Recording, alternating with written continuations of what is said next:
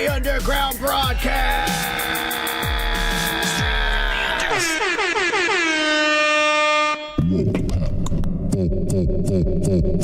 Live. Cheers, everybody! Happy Friday!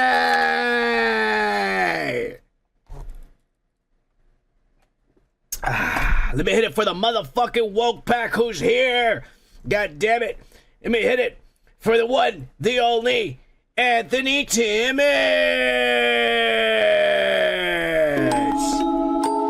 I spent 8 years trying to keep him locked up because I realized that what was living behind that boy's eyes was purely and simply a dancing clown that's been convicted of 38 murders. I'm gonna slap the shit out of you. See anything you like? See anything you like?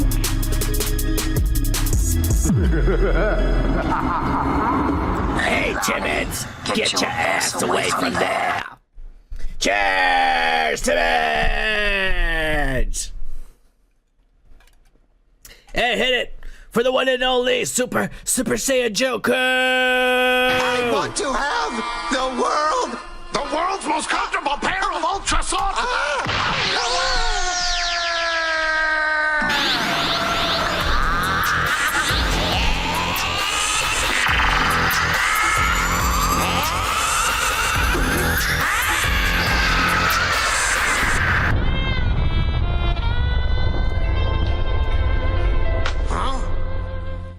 Cheers, Joku! Son of a bitch! And let's not forget about Australia's very own, the Gunn!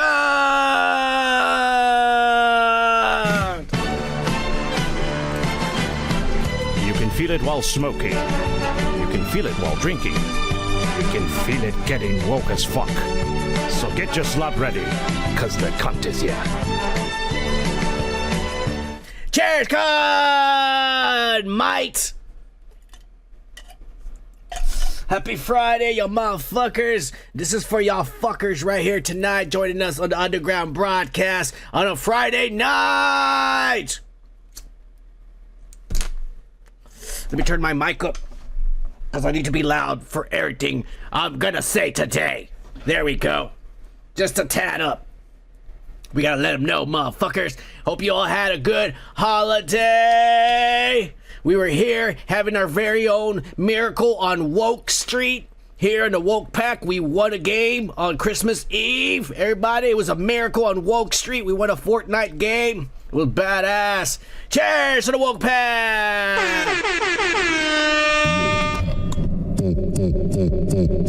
Live.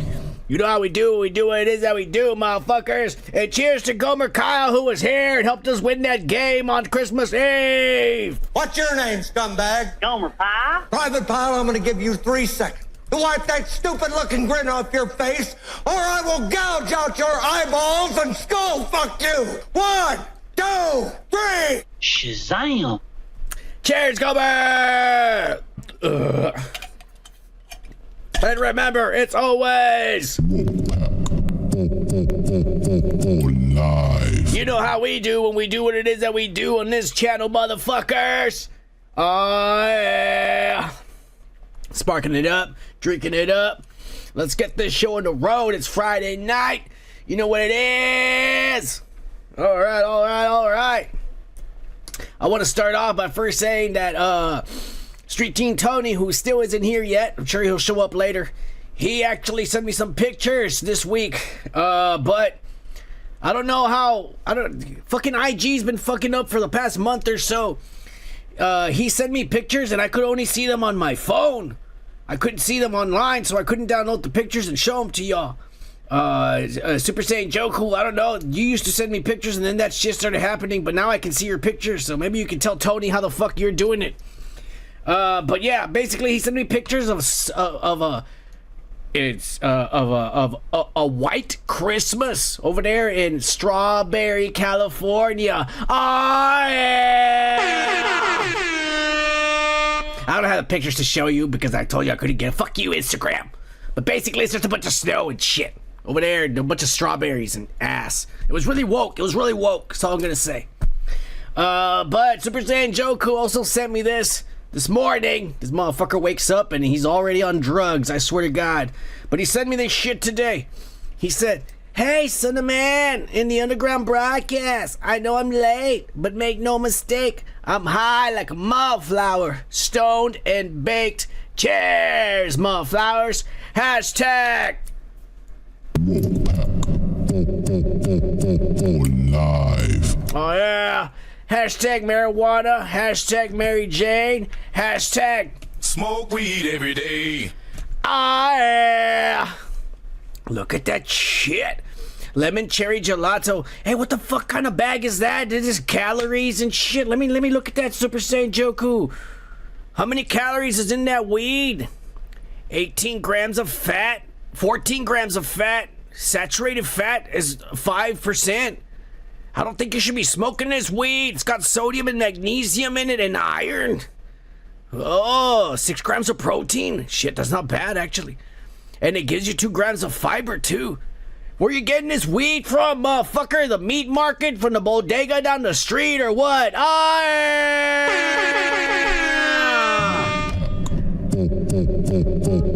Live.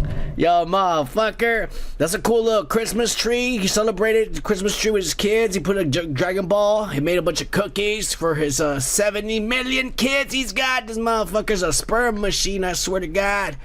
And then his grandmother or send him something, is some rice with candy for little Joey. Here's some rice, motherfucker. Eat up. You ain't getting no PlayStations this year. Here we go, some horchata and some fucking cookies and shit. That's a badass tree, bro. It's like the tree's going Super Saiyan. It's all white and shit. It's like a Diddy tree. Diddy has those kinds of trees. Look at that monster right there, this fucking guy. Oh yeah, I can see the switch in the background too. Cheers!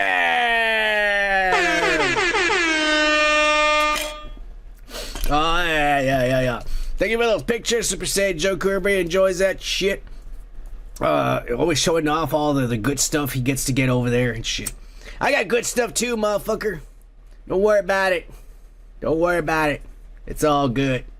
Thank you, Joku, for sharing your season's greetings and all that ass.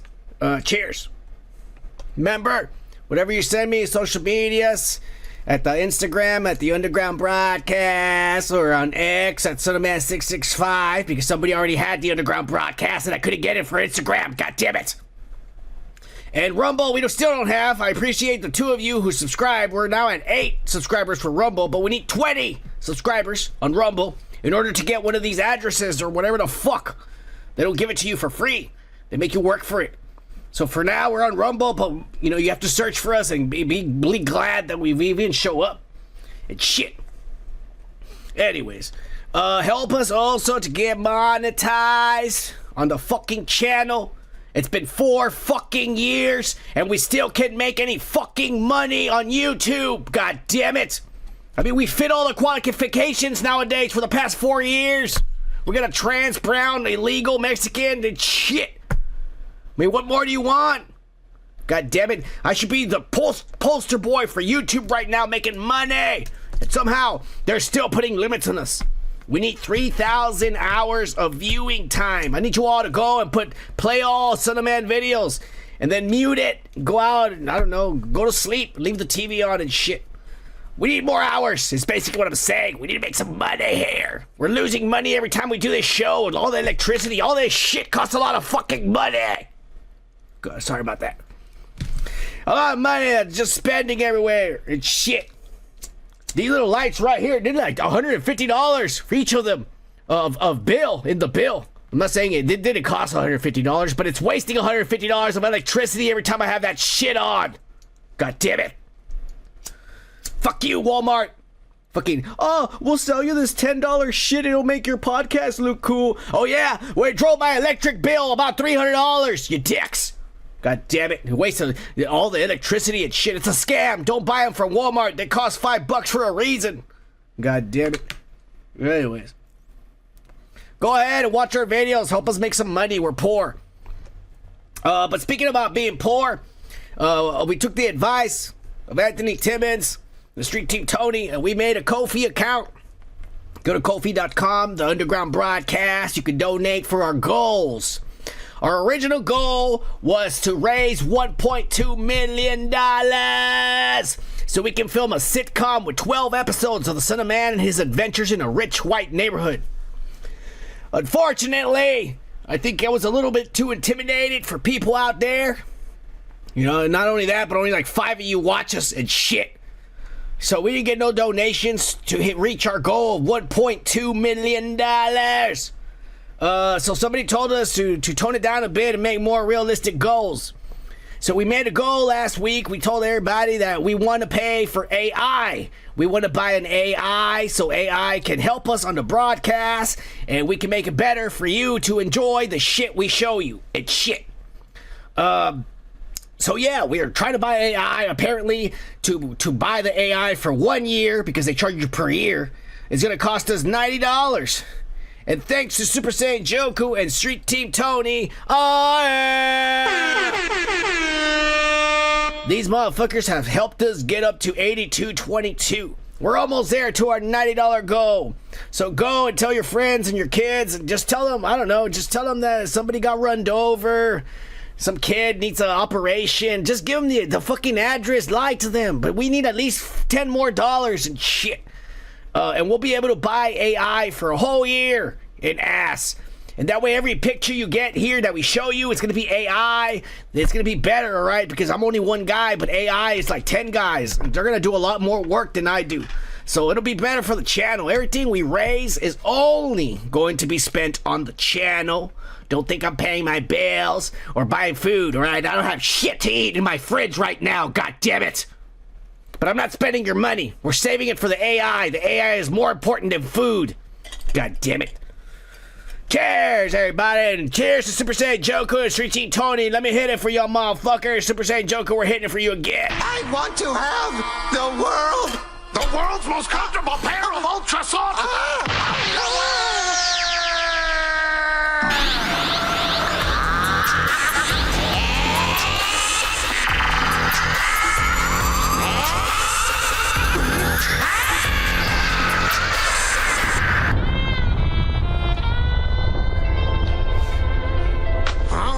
Yeah. Cut. We were using the AI before, cause I signed up, and they tease you. They give you like a couple of free tokens, and I don't know. Before we took the break, we were using AI pictures for this channel. All right. It sucks if you don't know how to use the program. If you fuck around with it long enough, you'll start making some real good shit. I was even using it on the thumbnails. You go back and some of those Ezra Miller and those thumbnails about Disney, those are all AI, all right? I was getting the hang of it. But I ran out of free tokens, all right? So now we actually have to pay for it. I figured if we make AI art, at least the stuff we show on the channel will actually be unique and will look different than the other pussies who got millions of subscribers and make money and shit. You know, I'm just trying to entertain you motherfuckers. That's all we're saying. Anyways, thank you very much, y'all. Oh yeah, let me hit it for Tony, even though he's not here. Thank you, Tony, for donating and shit. Yeah, but you know, while you were singing that, I wrote another tune, you know? Oh, yeah? Yeah. Do you want to hear it? Yeah, yeah.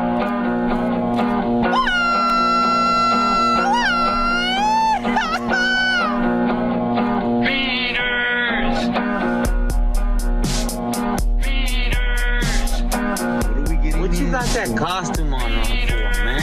You ain't no cholo, you're a culo. You ain't no cholo, you're a culo. Takes a lot of cojones to be a cholo. You ain't no goddamn cholo. Why you got that on? Why you got that costume on? Because that's all it is. For you, it's just a costume. Take it off, homie. Take it off. Cheers, motherfuckers. Thank you all for supporting the channel and shit. Don't forget, hit the like, the subscribe, and the notifications for all that ass. Because nobody watches this goddamn channel, and we're never gonna make any money on this. But that's okay. That's not why we do it. We do it because people hate us. The more they hate us, the bigger we'll get. Alright, cheers to that. Cheers to the cut, Super Saiyan Joku. Gomer Kyle and Anthony Timmons who are out there. Don't forget, it's always motherfuckers. Live. If you don't know how to do it, it's woke pack for life. That's how you do it, motherfuckers. Cheers, everybody. Happy Friday. Hope you all are doing good today. But we do have an action-packed show. So let's get this show on the road, motherfuckers. Let's start with the weekly political news. This is on. Hello, hello, hello. Hello, no ho. Okay. In the Ice Age, how much taxes did people pay? Richard Nixon, surprisingly, had problems. You could experience everything from a plane crashing into our trade center to a... The dark side is very powerful in Biden. That's a banana republic without the banana. I'm being indicted for you. Thanks a lot. Jesus was arrested. His gaggle of crackpot lawyers. I'd say sometimes to a lawyer, are you sure you want to represent me? His weight is listed 215. He looks good, and he looks hard. Folks who'd rather let What? Cheers, everybody. Oh, this week we're going to start it off with good old United States Congress or House of Representatives. I don't know what they're called. I didn't pay attention in fucking class. But over there, these motherfuckers, there are like hundreds of them. They all lined up there and shit, and they're the ones that make all the rules and all the fucking shit that ruins our lives every goddamn week. All right, that's what they do. That's what they do. Not me. That's just the way it is. Anyways, let's get into it. Let you motherfuckers know. This week, there was a lot of concern among both parties and among the citizens. I know we've been dealing with this the past 4 years, and maybe people have been making fun and shit. Oh, our president's really old. Our president's not cognitive. Our president is dementia. Our president just shit his pants. Our president just fell again for the 15th time on live television. God damn it. He doesn't know how to walk off stage. God, you know, all this stuff, this geriatric business we've been talking about the four past years. You know what I'm saying? And a lot of people think it's a joke and shit. But it got serious this week, my friends. Because while they've been passing all these laws and all these late bills trying to squeeze in there before the Democrats leave the positions of power, let's pass all these laws and shit to pay all these immigrants and pay all these like transsexuals and all these motherfuckers that want to get abortions at 9.5 months or the week before they give birth. Fuck it, the week before. Let's pass all this shit they were saying. But it couldn't get done, you know. People, there was votes missing. Motherfuckers were sick. And there was one lady from Texas. Yeah. I know. Yeah. That's my state, everybody. Let it be known, it is my state. But there was one person from Texas, Representative Granger, who hasn't been at her desk or job, or hasn't even been seen in Washington since July. And she hasn't been voting at all. They've been passing all these bills and, you know, all this shit without her vote. Yeah. And people, I know there's hundreds of them. I know there's like thousands of them over there. I mean, she could have gotten lost in the shuffle, and they said, nah, she was there. You know what? I think everybody would have noticed this big titty redhead old lady, you know, if she was actually there. A lot of motherfuckers don't have titties that big, but she does. But yeah, she was missing, fellas. And everybody's wondering, where the fuck is Miss Granger and shit? There's all these bills that need to get passed, and she's not there. Well, goddammit, they came over here to Texas, and they asked her family, and they didn't know where she was either. And so the manhunt started. Everybody was looking everywhere for this lady. And by the way, she's 81 years old. That's 1 year less than our current president, by the way.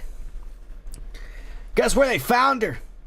Apparently her youngest son checked her into the Fort Worth Traditions Senior Living Home, where she's been being catered to since July, because she doesn't know where the fuck she is nowadays. She's not conscious or cognitive anymore. That's right, motherfuckers. This lady who has been voted in for how long has she been in there? She got voted in as a representative in 1997. That's almost 28 years. 28 years. And shit. How long can a president run? FDR, I think they made that rule because FDR almost became king of this country. But ever since FDR, they said, oh, he can only run 2 times, 8 years max. This lady's been there for almost 3 fucking decades. God damn it. 3 decades, to the point that she went in there looking fine as fuck with big titties, and look at her now. She doesn't even know what day it is, what's going on, who is this person in front of me, how do I eat? I think I just shat my pants. Oh my God. This is really, really bad, folks. These are the type of people that we keep voting into office. These geriatric, confused, mentally, because once you get to that point, I'm sorry to say, but you do become mentally challenged. You are. All right? I'll straight up be the first one to say it. My dad used to be the hardest motherfucker in the world. That motherfucker was a scary-ass motherfucker.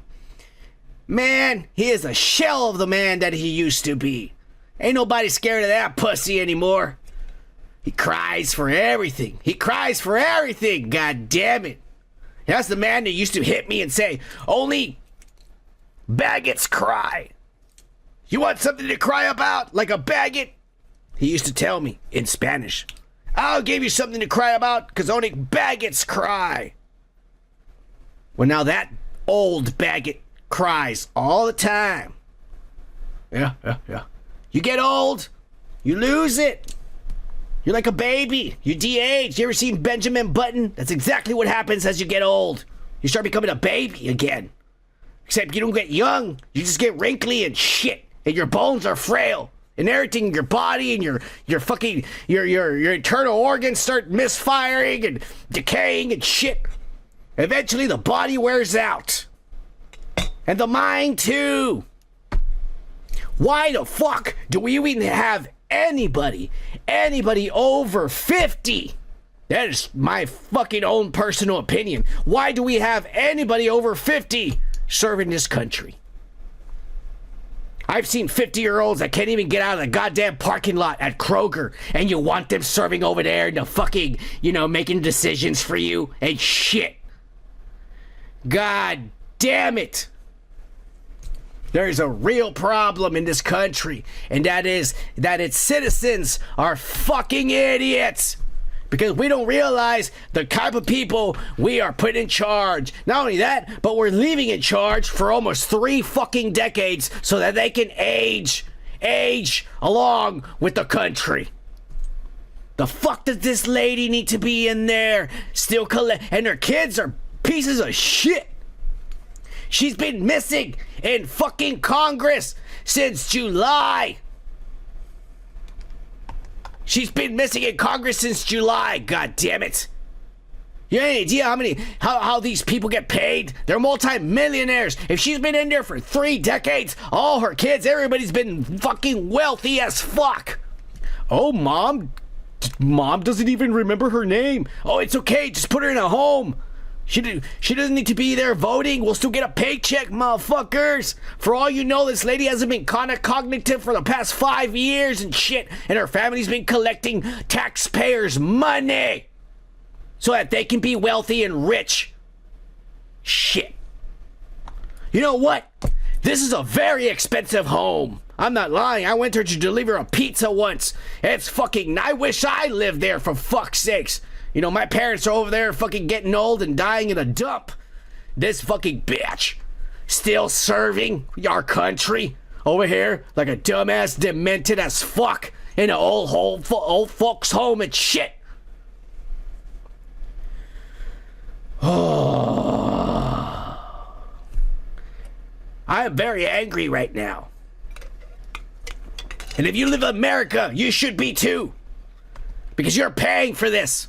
Literally coming out of your pocket to pay for this lady and her children so they can stay rich. Serving this country. Fuck you. Fuck you, Congress. Fuck you, representatives. Fuck you, Henry Cuellar. Fuck you, motherfucking rich pieces of shit. That's what I gotta say. Cheers.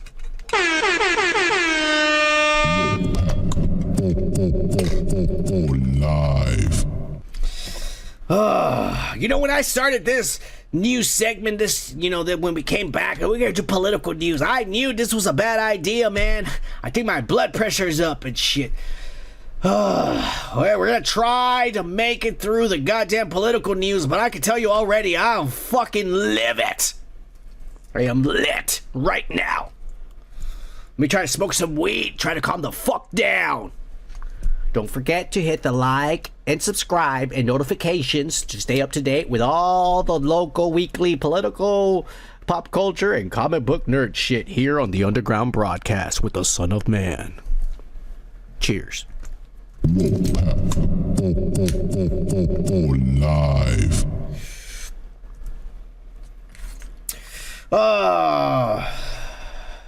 Well, the old man has less than a week left. No, I think maybe it is more than a week. I don't know. I wasn't good at math. He's very close to leaving office. And he's about to leave a legacy behind that no one has ever left in the history of American politics. But it makes no difference to him because he doesn't even gonna remember his own legacy. He doesn't even remember what happened the past 8 years and shit. Yeah. But it's okay. Everybody's talking about it. Let's bring it up. 40 people in this country. 40 pieces of fucking shit. 40 motherfuckers who invoke Satan into their own souls themselves were gonna die. Be put to death for their crimes, for their butchering of innocent lives. But thanks to Uncle Sleepy Joe, 37 of them will now only serve life in jail without parole. We will no longer execute these sons of bitches. Yeah, we'll keep housing them and feeding them. And if they get any hurt, we'll give them medical attention. And all that's going to come out of your hard-earned money and taxes, by the way, from your paycheck. So make sure you work that extra overtime so Jose, who murdered and raped that fucking family, can get fed that afternoon and get his medical care and his transsexual surgery so he can get deported into the women's facility that he'd rather live in. And shit. Fuck you, Joe Biden. You dumbass. You're lucky I'm not president. Not only will I instill the death penalty, and right away, too, one crime you commit, that's it. One strike and you're out, motherfucker. That will also depopulate, all right? That also helps depopulation. Make sure people have food and more homes because we're getting rid of motherfuckers. And then everybody's going to get scared because one strike and you're out, so no one's going to commit crimes. Trust me, it would work. It would work, all right? I would bring it back. Death penalty, one strike and you're out. But not only that, but the person you hurt, the family, like if you killed somebody's dad, their kids and the mom get to fuck you up. They're the ones that get to kill you in any way that they want. Yeah, that's the way it's gonna be. If I'm president, motherfuckers, y'all better pray. The Son of Man better not get into power, cause you all are fucked. All right. I'm living through this hell, and believe me, I want some actual change in this country. Yeah. So does Joe Biden, apparently, but he doesn't remember he does. But Obama does. The dumbass. Anyways, let me smoke some more. We'll get into some more of this shit. How do you feel about all this pardonings You know, I thought he was going to let him out of jail, but no, he just pardoned them. Let's not kill these motherfuckers. Let's just make sure they get life in prison so the machine can keep making money out of taxpayers and shit. Because that's what it's all about, to make money from your bitch ass while you work like a slave at a job for 10, 12 hours that you fucking don't even like to do. Cheers to that.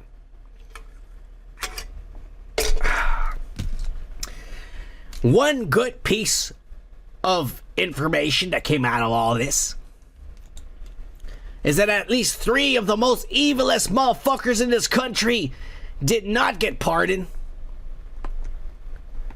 And that's none other than Drakoskafis. That fucking Russian kid, Serbian kid from the Boston Massacre bombing. Everybody thought he looked like fucking, what was his name? Timothy Chalamet or Bob Dylan and shit. Fuck that kid. Robert Bowers, that fat old man who fucking went and shot the black church and shot those motherfuckers. And Dylan Roof, who went into that Christian elementary school and killed all those kids. They will still get executed. Thank God. God damn it. But there was a bunch of other murderers and rapists and people that burnt people alive. There was a black dude that burnt a whole family alive and then raped their corpses and shit. Biden says, no, he doesn't have to get executed. He can live the rest of his life happily in jail with his new gay lover. Because he's gay now. He lives in jail. He's got to fuck something, right?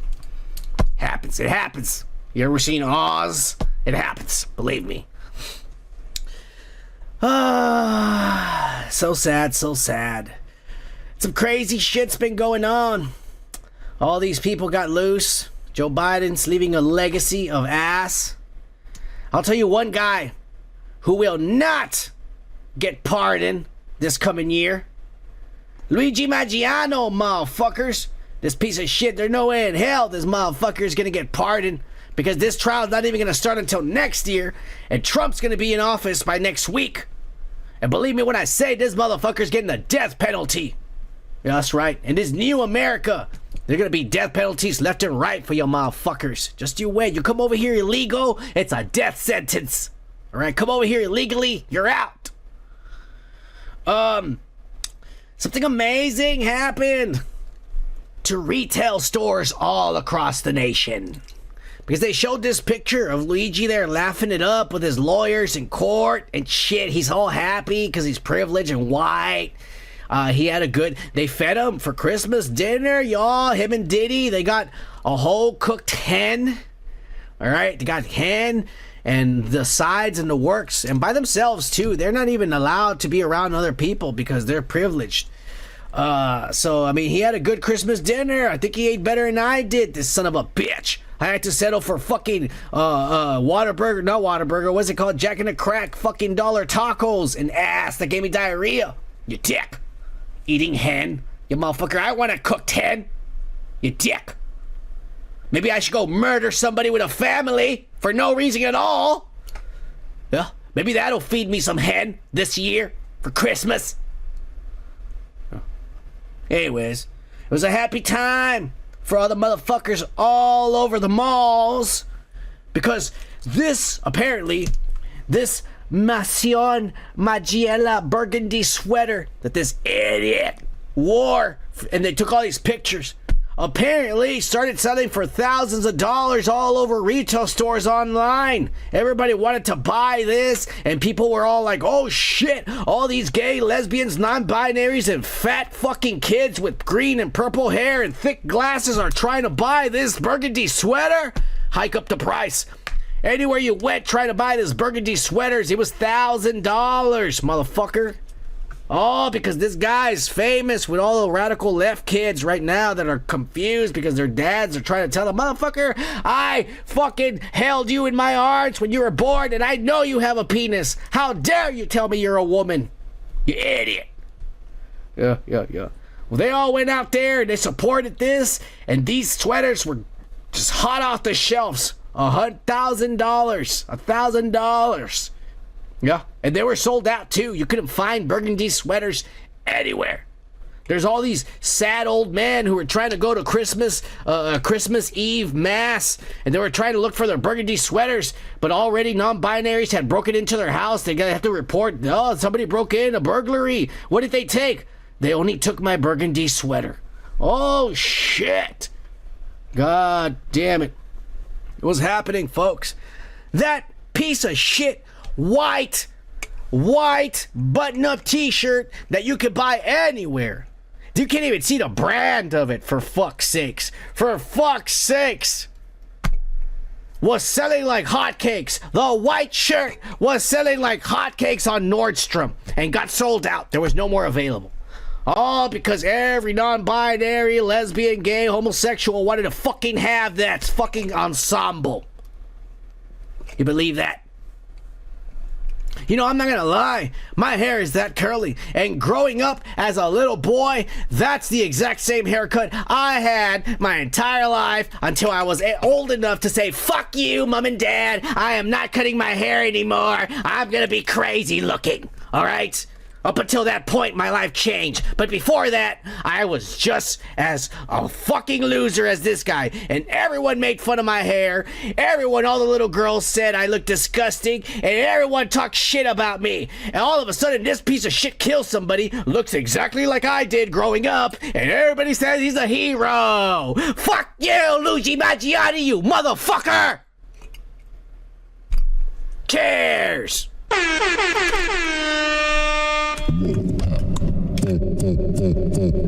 Live. Dumb piece of shit. My whole life I grew up looking like that, and I got picked on, called names, and none of the little girls liked me. This motherfucker killed somebody looking exactly like I did when I was 5 and 6, and everybody loves him.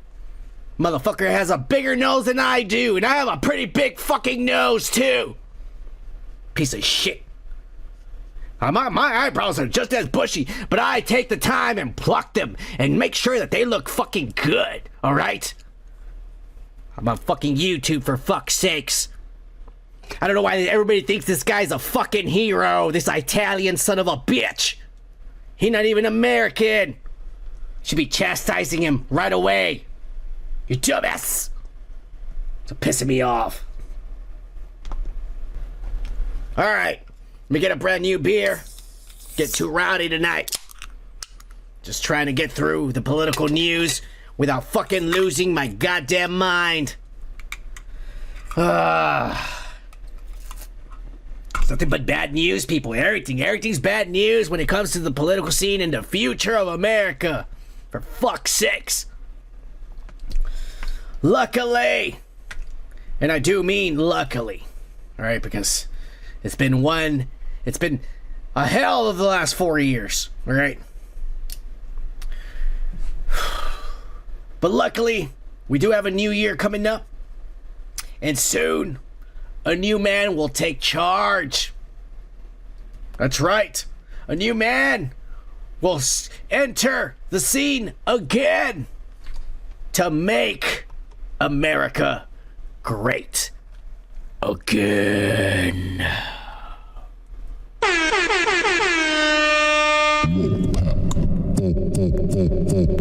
Live. Yes, sirree, Bob. The orange, tanned, racist is here to save us from ourselves. And all around the left are worried, all these pussies, non-binaries, and Whoopi Goldberg, and George Clooney, and all these motherfuckers are all like, oh, they're all worried and panicking. Oh, what is he gonna say? What is he gonna do? Oh my God. You know, we have to tell Congress to stop him. There's still time. There's still about a week and a half left. We can find a way to stop this from happening. That's what they're saying. That's what they're saying. Pussies. Well. They're scared. They're scared of change. Of actual change. Yeah. So they're crying about it. They're worried. What is going to happen? What is he going to do? What is he going to say? Well, you don't have to wait a week and a half to find out, motherfuckers. Oh, yeah. It was likewise not given for Panama to charge the United States, its Navy, and its corporations doing business within our country exorbitant prices and rates of passage. The fees being charged by Panama are ridiculous, highly unfair, especially knowing the extraordinary generosity that has been bestowed to Panama, I say very foolishly, by the United States. This complete ripoff of our country will immediately stop. It's going to stop. The United States has a big and vested interest in the secure, efficient, and reliable operation of the Panama Canal. And that was always understood when they gave it to Panama. You got to treat us fairly, and they haven't treated us fairly. If the principles, both moral and legal, of this magnanimous gesture of giving are not followed, then we will demand that the Panama Canal be returned to the United States of America in full, quickly, and without question. Return that son of a bitch right now. All of it. Every square inch of it. In full, without any question. I don't want any dirty Mexicans running the ports anymore, for God's sakes. You know, I'm not gonna lie, that is a fucking ripoff where we spent taxpayers' money on building this ass. And then in 1999, fucking Bill Clinton and his Democratic fucking, oh, let me just fuck everywhere in the White House and let everyone else do all the work. You idiot. Yeah. The idiot gave it back to Panama. An ass. God damn it. And look at the upkeep. The water is filthy. The sewage plants have they don't even have sewage plants. Everybody flushes the toilet. It goes into the water. And they all drink the water and bathe there from the Panama Canal. God damn it. And this is what happens when you give it to someone else that's not American. Here you go. Here's technology you've never seen before. Make sure you take care of it. And here we are. Fucking not even a decade later. Chocolate ass waters. The fuck, Trump? You want it back? Just blow it up. Fuck them all. Blow it up. What the fuck do we want this dirty ass piece of shit for? Look at that shit. They're so rusted. They didn't know upkeeping. There's trash everywhere. It's more polluted than the goddamn Gulf of Mexico. Over there in Texas. It's disgusting. The water looks like fucking chocolate milk. Yeah, everybody, oh, I went to South Pasadena for fucking spring break. It was awesome. Oh yeah? You just take a nice little swim in that chocolate water? You disgust me. There's like literal turds floating around. Same thing in Miami and South Beach. You disgusting motherfuckers. Hey, there ain't no clean water. You want to see clean waters? Go to the Bahamas. The waters are crystal clear, you idiots. You're swimming around the United States thinking it's clean. You idiots. Wonder why the hell you go home, your pussy itches, you have venereal diseases, and you're blaming your fucking husband and shit, even though he's been loyal to you, you fucking whore, and you're out every night, fucking black eyes. But no, you took a dip in Miami, and you went up your pussy, and you want to complain that your fucking vagina itches. Fuck you. Trump. We don't want the Panama Canal. Let them have it. Who gives a fuck? Alright? Who gives a fuck? But yeah, Trump already started on the warpath. He's not even there yet, and he says the Panama Canal is coming back, motherfuckers. He doesn't give a fuck, he's saying. Alright? And he didn't stop there. He did it. He didn't stop there. He kept on. He went on Truth Social, and he said all this ass that I'm not going to read to you because I got some other ass I got to read to you in a little bit, so I'm saving my knowledge for that shit. But basically, the highlighted part says that for purposes of national security and freedom throughout the world, the United States of America, we need ownership and control of Greenland. It's a necessity, he says. So right away, Trump is starting a smaller war against South America and Greenland. And I think we could take them. I really do. Our country's better, and I don't think they have a military. None of those. Panama doesn't have a military. They might have drug dealers, but the motherfuckers, they're only fucking successful because the United States is letting them, because we need the drugs over there to feed all the gays and homosexuals and people that show up at Diddy's and Jeffrey Epstein parties and shit. So we need the drugs for that kind of ass and raves and shit. Don't worry about it. All right, it happens. So we can definitely take him. And I don't think anybody lives on Greenland, so we can just go there and fucking put a flag. It's ours and shit. You know what I'm saying? So this is actually a good idea, a good plan to make America stronger, because, you know, I was playing Risk on the Switch with the woke pack one of these days. I forgot when it was a long time ago. I was playing Risk, and I'm telling you, Greenland is a strategic point to have when you're fucking battling for control of the world. You need Greenland to protect yourself from the European nations and also America, but you need it right there. So we already have America, and it's only a matter of time. Let's be honest, all right? The Canadian government's failing the people. People are liking Trump. They're going to become part of the United States pretty soon. I promise you. It's going to happen during Trump's presidency. Canada will fucking join the U.S. and we'll be a bigger power. We'll have a bunch of new pussies, and Drake is American now. Oh, well. But don't worry about it. It'll still be okay. We're going to get Greenland. We'll be powerful. And the Panama Canal's coming back. Don't worry. This is the next 4 years, people. Trump is outlining the plans already for this nation. You see already? We're powerful again. Powerful again, motherfuckers. I know why motherfuckers over there hating on the savior of this goddamn nation. Let's freaking go, he says. Let's freaking go. Yeah. Let's freaking go, Trump. Oh, yeah.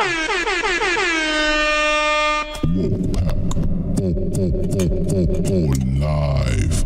That's Manifest Destiny. Yep. If you know what it is, you know what it is, bitches. I ain't gonna explain. It's not that kind of channel. Anyways, he did wish everybody a Merry Christmas, which we're gonna talk about right here. It's a very long post, but we'll go through it, fellas. He started off by wishing everybody a Merry Christmas. I don't have the voice, alright? And the AI, I ran out of free tokens to use the Trump voice, so we don't have it anymore, you motherfuckers. Maybe after we pay for the AI art, maybe we can pay for the tokens to make the voices. Shit. We don't have the guy who did the voices anymore, because he's a piece of shit who quits on people.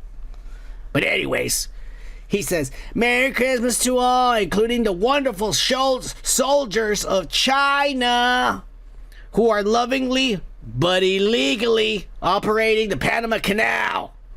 Yeah. Where we lost 38,000 people in building it over 100 years ago. Making certain that the United States put billions of dollars in repair money because these pieces of shit have not upkept it, have not cleaned it. It's rusting everywhere. It's falling apart, and there's trash everywhere, and the water's dirty and contaminated. God damn it. It's billions of dollars to repair it and fix it. Yeah. Also, Governor Justin Trudeau of Canada, that feminist whose citizens' taxes are far too high. But if Canada was to become the 51st state of this great nation, their taxes would be cut more than 60%. Yeah, and they wouldn't be pussies anymore. And Drake, he'll get a pass. He's still a pussy, but he'll get a pass. He can make music again, because he's American now. Anyways, he says, immediately, their businesses would double in size. Their military would be protected, because they don't have military now. They got a bunch of motherfuckers over there that sing and dance and like lesbians and shit. Alright? Likewise, the people in Greenland, the fucking 2 cities that are there, the fucking 3 motherfuckers that live there in the lighthouse in the fucking middle of nowhere. Alright, the United States will protect you and shit. He kept going and he says, Merry Christmas to the radical left lunatics, the non-binaries, the gays, the lesbians, and the motherfuckers who wants to join women's sports just so they can finally win once in their lives. You pussies. Yeah. And constantly trying to obstruct the court system and elections, he says. Going after great citizens and patriots that ran the White House and the fucking Congress on January the 6th. God bless those Sixers, he says. Yeah, they know that their chance of survival is getting pardons from a man who has absolutely no idea what he's doing because he's not cognitive and he's fucking 97 years old and shit, and Barack Obama's secretly been running the country the past 4 years. Wake the fuck up. Yeah. Also, the 37 most violent criminals, rapists, and murderers who killed, raped, and plundered like virtually no one before them were just given incredibly pardoned by Sleepy Joe Biden. And that's not me, that's Trump saying it. I refuse to wish Merry Christmas to those lucky souls, but instead, I will say go to hell. Yeah. We had the greatest election in history of our country. A bright light is now shining over the USA. And in 26 days, we will make America great again. Merry motherfucking Christmas and hashtag live. Cheers!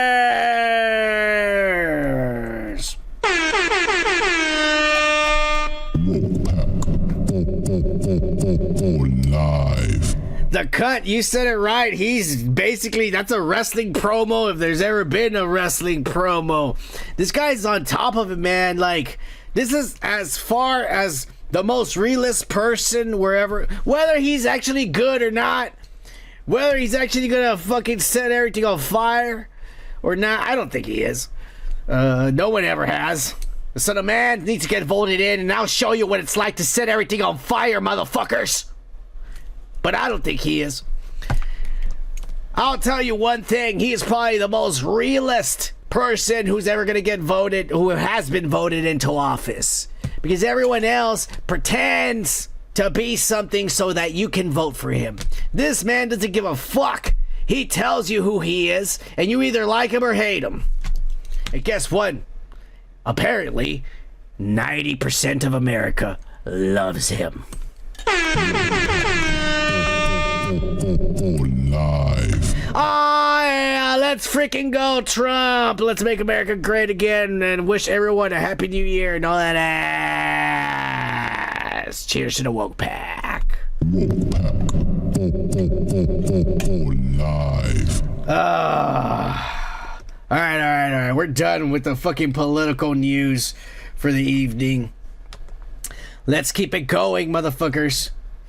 We're gonna keep it going into everybody's favorite section, the weekly pop culture breakdown.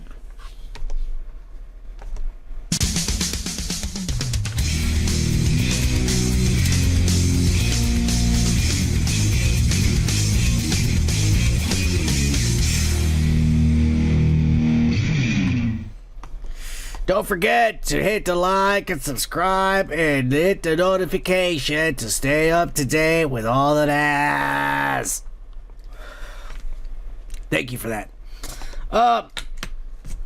It's Christmas time. I'm doing that song from the Peanuts. All right, just try to imagine it, because if I play it, we'll get copyright strikes for sure. YouTube hates this fucking channel. Christmas time.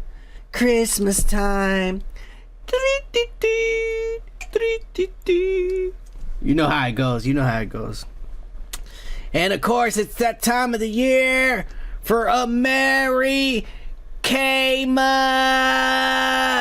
the Kardashians' annual Christmas bash. Satanic, crazy fucking shit they always do every year. Orgies, gangbangs, cocks everywhere, just covered in cum and STDs. Dude, we were ready to cover every inch of this.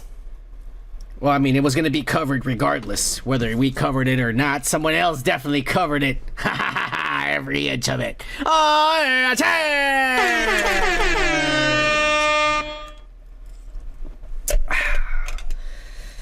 But unfortunately, the gals took it easy this Christmas. I don't know, something about there's some guy being accused of throwing these lavish sex parties. He might be going to jail, and his legacy and everybody who was with him, they have videos. I don't know. Something like that. So they didn't want to do anything crazy this year. And everyone decided to just spend Christmas alone at their own multi-million-dollar houses. You know what I'm saying? So let's just go by what the girls did this Christmas. Because everybody, like I said, everybody did their own thing at home. No one went out. It was just, let's just stay at home. They said there's something different this year. Let's just stay at home. That's what they said. But Kendell, you know, who is the model, and Kylie, you know, who is a little hoe, they actually went and spent it together because Kendell was in town because I don't think she lives in America and shit. She's a model, she lives in Paris or some ass. But she decided to come stay with Kylie, little hoe, over here in Los Angeles in her $60 million mansion, even though little billionaires over here selling her ass on Instagram and shit. Fucking every black dude she can find and getting pregnant by them. It's okay, they're rich and famous too. It's just not some fucking random pussy, no money from the hood, alright? You gotta have money to fuck these bitches, alright? Don't think they're that kind of sluts. They're sluts, but they're selective sluts. You're a nobody, you ain't getting in that pussy, alright? Even though there's been a lot of motherfuckers in that already. Anyways, Kendell and Kylie spend it together, and Kendell actually kept it classy. She did. She wore a white gown. Only the back was bare, which was brand new because mostly the front is always bare because they want easy access. But she didn't feel randy this Christmas, and she wanted to be a little elegant, little what's her name? Fucking Jackie O, right there. It's not bad. I mean, she is a model. She can pull this kind of shit off and shit. A fancy looking house. That's a big fucking door right there, archway. It's shit. Yeah. Not to mention, I hate people that have bullshit art like that on their walls. Oh, it's art. That's a noir. It cost me $1,500. $1,500, motherfucker. Alex Ross paints a better Wolverine than Captain America, and that piece of shit that looks like a 5-year-old painted that. There's no depth or perception. It doesn't even look good at all. You paid $1,500 for that fucking ass. I hate people like that. People are stupid. It's art. No, it's not. That's some idiot with zero talent. Fucking idiot. Not because some non-binary is wearing thick glasses, has purple hair. Oh, he's an artist. No. He's a confused idiot with zero talent. Alright, the real talents will really fucking paint something that looks like an actual fucking picture you just took from your iPhone, but it's a painting. That's talent. Alright? Oh, anyways, moving on. Kendell kept it classy. Kylie said, oh, my sister's gonna keep it classy. We're hanging out together by ourselves tonight. Nobody else. We don't have kids. Well, actually, yeah, Kylie does. But Kendell doesn't. I think Kylie pawned him off on Travis Scott. It was his time for the kids. He got fucked over. He had to take his black kids with him. Take all the black kids home. I don't want them, she said. Not for Christmas. Christmas is white people holiday. So, yeah, they went with Travis Scott. But Kylie kept it classy as well. She wanted to match with her sister. But she also wanted to keep it fucking bougie. And she wore diamonds. And she wanted to make sure everyone on Instagram and on Twitter and shit knew that she is richer than any one of us will ever be. $1 billion richer. Alright? Well, that much. I'm not playing. It's true. And she showed her toes. She even showed all the pearls she has on her shoes and shit. And she even painted her toenails with silver. And it's actual silver. Alright? Actual fucking silver nail polish on those toes. And she actually sent that to Timothy Chalamet and was saying, look, motherfucker, you better get ready to lick these pearls tonight. It's gonna be all over your little white mouth, you little pussy. Oh, yeah. She's ready to get that little shriveled white dick. That dude, Paul Atreides. Oh, yeah. Timothy Chalamet, fucking this hoe.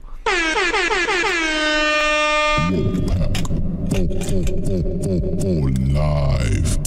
But you know, these are Kardashians, and they gotta do their fucking weird rituals at the end of the year for the solstice, because the sun dies for 3 days and is resurrected after 3 days and starts moving to move in the spring solstice and shit. All right, it's awesome witchcraft. It's there. It's Illuminati shit. They do this all the time. All right, they do. The stuff is there. All right, Alex Jones, he broke into the woods and he videotaped it. All right, it's all real. So they gotta do their stupid little rituals, and they had their fucking cum martinis, foam cum martinis. They had these little bottles from all the semen of men they fucked throughout the year, and they saved them in those bottles. And at the end of the year, they mix it and shit with, like, you know, fucking vodka and milk and some shit. And they foam it up, stir it up. And they toast to all the havoc success they're going to have the following year. They're taking the energy from all this men all year long. They pumped it out of them, suck them dry. And now they're going to benefit from all that energy that those men exhausted. That energy, they will take it in, and then they will get energized for the rest of the year, and they will make billions of more dollars, and they will have more success than the rest of us, because they know how to do these rituals correctly. You fucking dumbasses. Cheers to these hoes.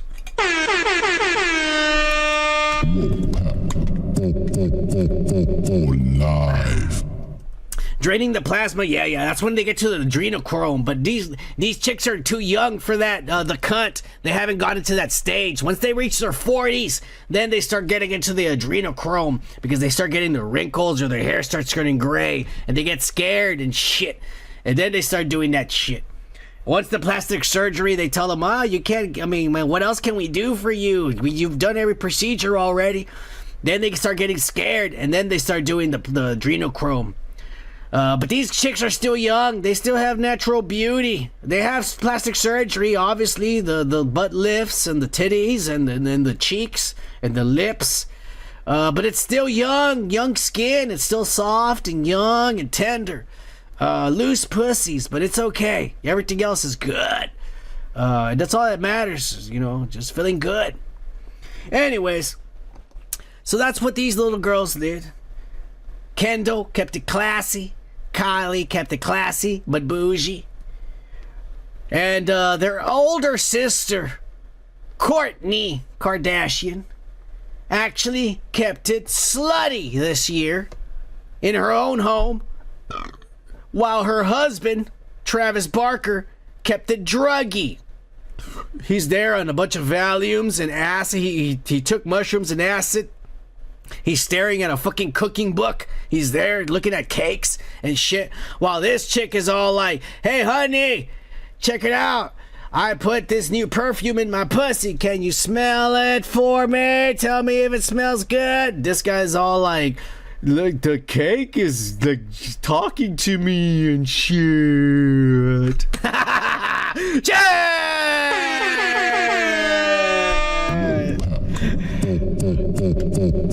Live.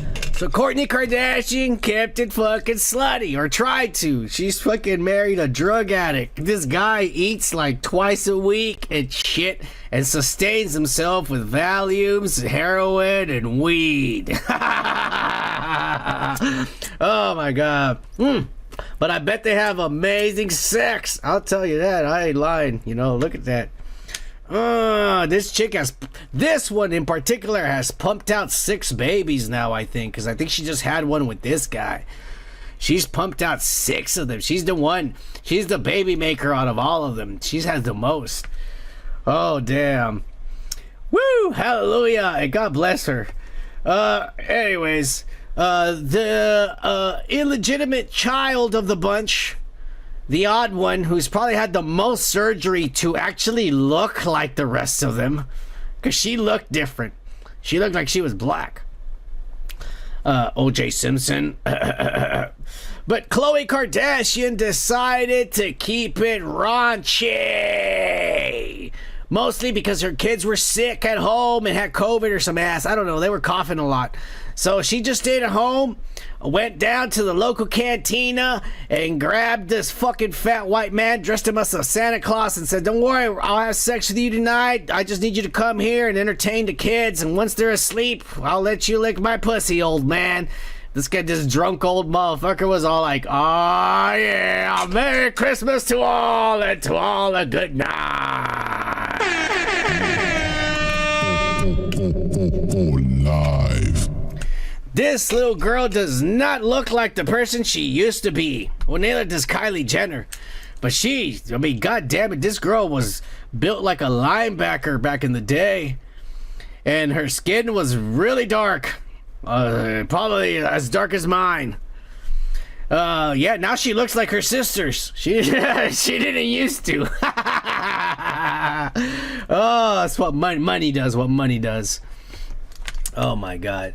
So that's what Khloe did. Remember, this is all KKK Christmas because they're all K's. Now, we don't know what Mama Kardashian, Kris Jenner did because she's not Kardashian anymore. She married that fucking transsexual, non-binary woman, Olympian, a fucking gold medalist, by the way. Caitlyn Jenner. She married her. But we don't know that she didn't post anything on social media. She wasn't at any of their houses, at least from the social media pictures we saw. So we don't know what Mama Kardashian, Kris Jenner, was doing this Christmas Eve. But rumor has it, now this is not just me saying, this is just a rumor, like I said, don't get all pissed off. Rumor has it she might have been with a black man. Oh, yeah,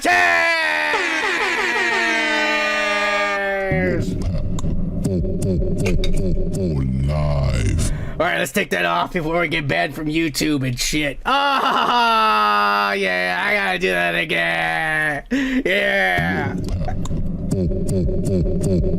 Live. Alright. Let's keep it going. We just went over the whole family, but everyone is here for the main attraction. What did Kim Kim Kardashian do this Christmas? Everyone is wondering. What did the main beast herself, the manipulator of women, the she-devil, the succubus, Lilith incarnate, what did she do this Christmas? Well, folks, she actually spent it with her daughters. Yeah, at home. Wearing a snakeskin suit. Live.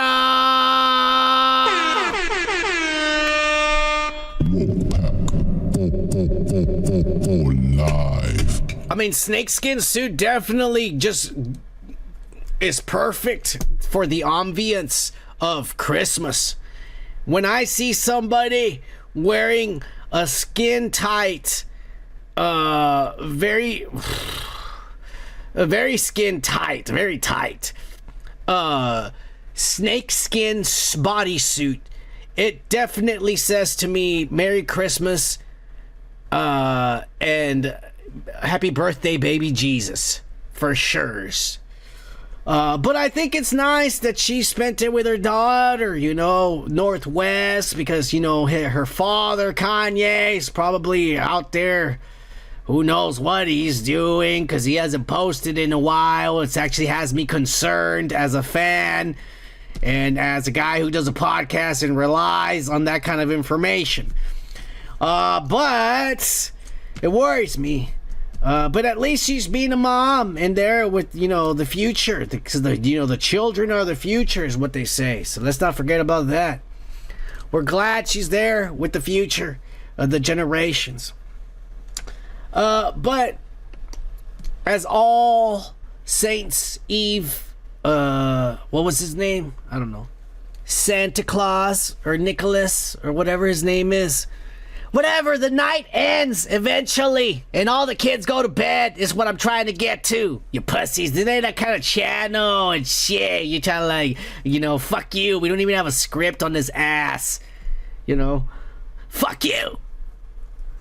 The kids go to bed. When the kids are in bed, then it's time to play, as Diddy would say. It's time to put the kids to bed, because it's about to get, yeah, that's what he used to say. It's about to get real. So Kim went out after the kids went to bed. And shit. And she didn't go to a white party, because Diddy's in jail. There wasn't anything like that this Christmas. She went to somebody else. Somebody else invited her to a party. And she said, I'm down. This guy's a fucking rich, very, very well-known celebrity. This guy, everybody in the goddamn country, in the world wants to be with this motherfucker on Christmas. And so Kim says, fuck yeah, I'll go to your party, motherfucker. And I'll post it on IG, live stream. And she posted this crazy satanic shit where she's singing Santa baby, da-da-da-da, and she's fucking drunk or on pills, and I sped it up because I don't want this to go on for a minute, but she's walking through the party and you're seeing all this crazy fucking like orgies, and there's isn't a guy there dressed as Jesus and shit, and she's crawling on the floor looking for tampons, or I don't know, there's cocaine everywhere and shit. Yeah. This is the kind of party these celebrities join and shit. Look, this lady is so high on meth, she's trimming the Christmas tree. There's this fucking Matt Riddle right there, naked on the floor and shit. A homeless person. Lindsay Lohan right there. Oh my god. Oh fuck. Who's that? I don't know who the fuck that guy was. Look at that ass. Oh, did you see her pussy? That was good, fellas. Look at that! That was hot! Yeah! That guy had big muscles. Oh shit. Man, it's getting crazy. There are furries there. This party is fucking amazing. Look at that guy back there. He's got big muscles. That's all I'm gonna say. Midgets stealing money. Oh my god, like someone died, overdosed. Oh, look at that ass. Cocaine, and there's Ashton Kutcher in the middle of it. Fucking dumbass. Martha Stewart. There's Ice Cube. Yeah, that's all of them. And here is the host of the party, Macaulay Culkin. Cheers. Live.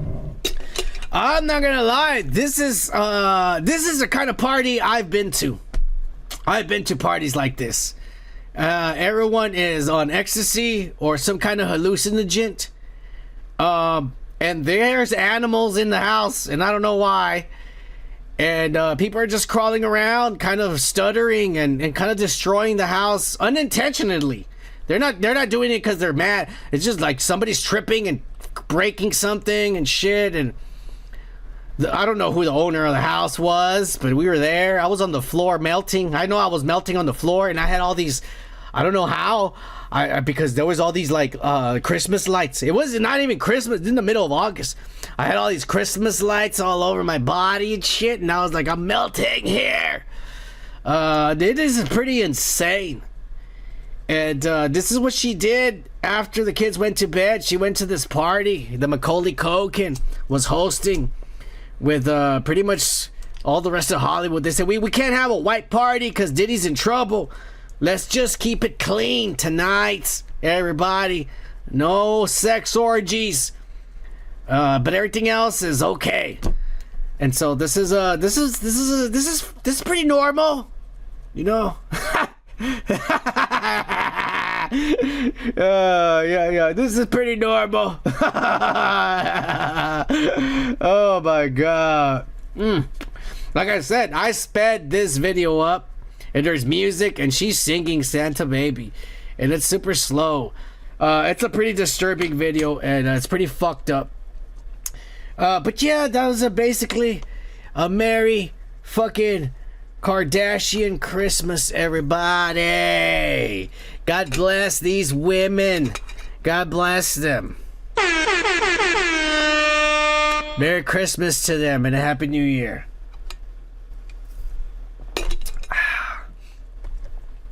But they weren't the only motherfuckers that celebrated Christmas. Of course not. Because the ghoul, the queen ghoul herself, Madonna, posted on IG or Threads or Facebook, one of the social medias, maybe all of them. She has that app that posts everywhere. She posted a picture of her beautiful family, of her at Christmas with all her daughters. And I gotta say, every goddamn year these beautiful children get older, they start resembling more and more like her mother. I mean, goddamn it, look at those 3 beautiful black ladies and that Puerto Rican looking just like their white mother. Oh, yeah. There's a beautiful family here. Definitely. There's definitely no resentment at all in this picture. I think that everybody is very happy with the way they were abducted from their African mothers and raised by some white rich lady and her Puerto Rican daughter. So yeah, they celebrated Christmas as a happy family, happier than most of us, because I can tell you right now, that's a happier picture than my fucking family. Oh yeah, I can show you a picture. My dad's looks like he's gonna murder the guy taking the picture. But anyways, Madonna did show us another picture of her current boy toy. Oh yeah, hottie. I think he's a soccer player, Akeem Morris. Oh yeah, there with his dreadlocks, is there with his fucking 3 times his age girlfriend. Madonna looking like a goblin there, like I'm gonna eat and drain him of his blood tonight. And this guy's all like, I can't wait. Oh, yeah. Cheers!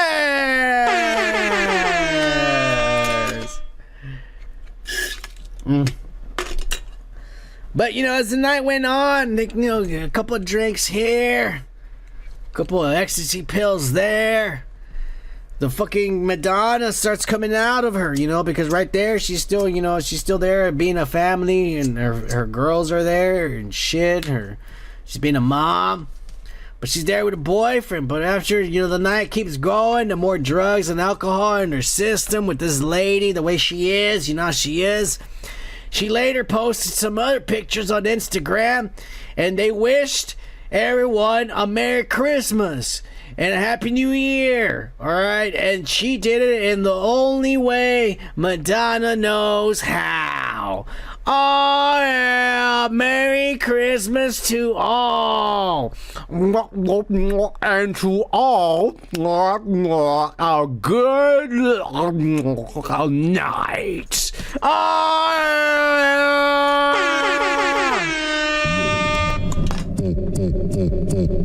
Live. Yeah. They had a good night. This guy's a badass, bro. These are goals that you all need to strive for in 2025. How to have a multi-millionaire old lady who wants to suck your dick and post it on Instagram for everybody to say. Cheers. White lady with 3 adopted African black children and a Puerto Rican little girl, biological daughter. Yeah. That's the kind of shit. That's how we roll on this fucking channel, motherfuckers. Yeah.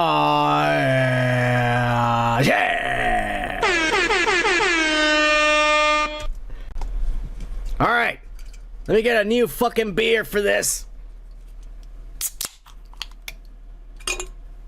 Because we're about to get into the nitty gritty, Diddy.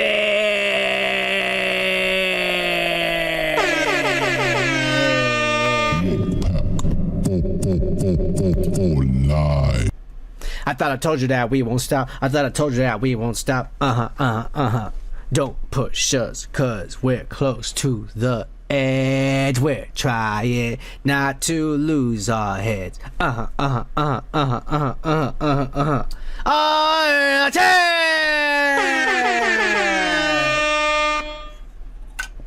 He's back, y'all.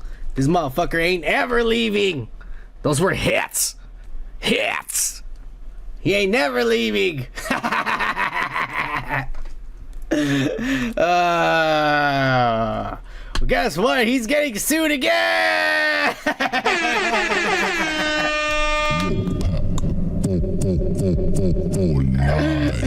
You can't even make this shit up, bro. This guy's getting sued again. He's like over 30 lawsuits. I've lost count. I think the last time it was like 27. I don't even know. They can't even make this shit up, motherfuckers. Two people. This woman is coming out and she is saying that she won a contest on the radio. And for whatever reason, the contest on the radio was like, you got to win to go to a Diddy party. What a contest, right? They're like back in the day. And so this is in the 90s, she said. And so she went to a Diddy party. They flew her from fucking Oklahoma or wherever the fuck she was all the way to New York City. And while she was there, she was given a drink. And the drink was really strong, but she drank it because she wanted to be down like everyone and shit. And everybody was dancing, you know. Bad, bad, bad, bad boy. You make me feel so good. You make me feel so good. You make me feel so good. That's what we do. Oh, yeah. You know, so she was all down and shit. So she was drinking and shit. But then she doesn't recall anything. She thinks she passed out or whatever. And she says that the next day she woke up and she was in the hospital when she woke up, when she came to. And her shirt had been ripped and shit. And her vagina hurt and her asshole. And she didn't know what happened. And the hospital was like, well, asking her questions and she didn't know. And she's like, well, I don't know. I don't even know how I got here. You know? You know? Oh, well, you were there naked, so we picked you up, the hospital said. But she didn't want to sue anybody because P. Diddy's famous, and she didn't know if she fucked them. It could have been anyone. It could have been Ashton Kutcher or Cuba Gooding Jr. or Ja Rule. It could have been any homosexual at that party, not just Diddy. So, but I don't know. She's suing them for that, supposedly. And then someone else is suing them. This fucking guy, this supposed security guard, but when he got contracted, he wasn't contracted as security guard. He was contracted on his maid service. On the maid service. And he's like a cleanup crew. And he has to go and clean up after the white parties. And they said that he would go and he would get the call. The Marriott. 27th floor. Room 289. And he would show up there, and because of course Diddy wouldn't be there because then the day after, and he would have to clean up. He would have to clean up all the coke. He says, like, we have to get there before room service gets there, because when room service gets there, the room has to be clean, so the room service thinks nothing went down there. That's what we're hired for. So they would have to go there before room service and shit to start cleaning up. And he said all the cum, all the drugs, all the like blood stains and shit stains and piss stains, everything. We had to clean everything.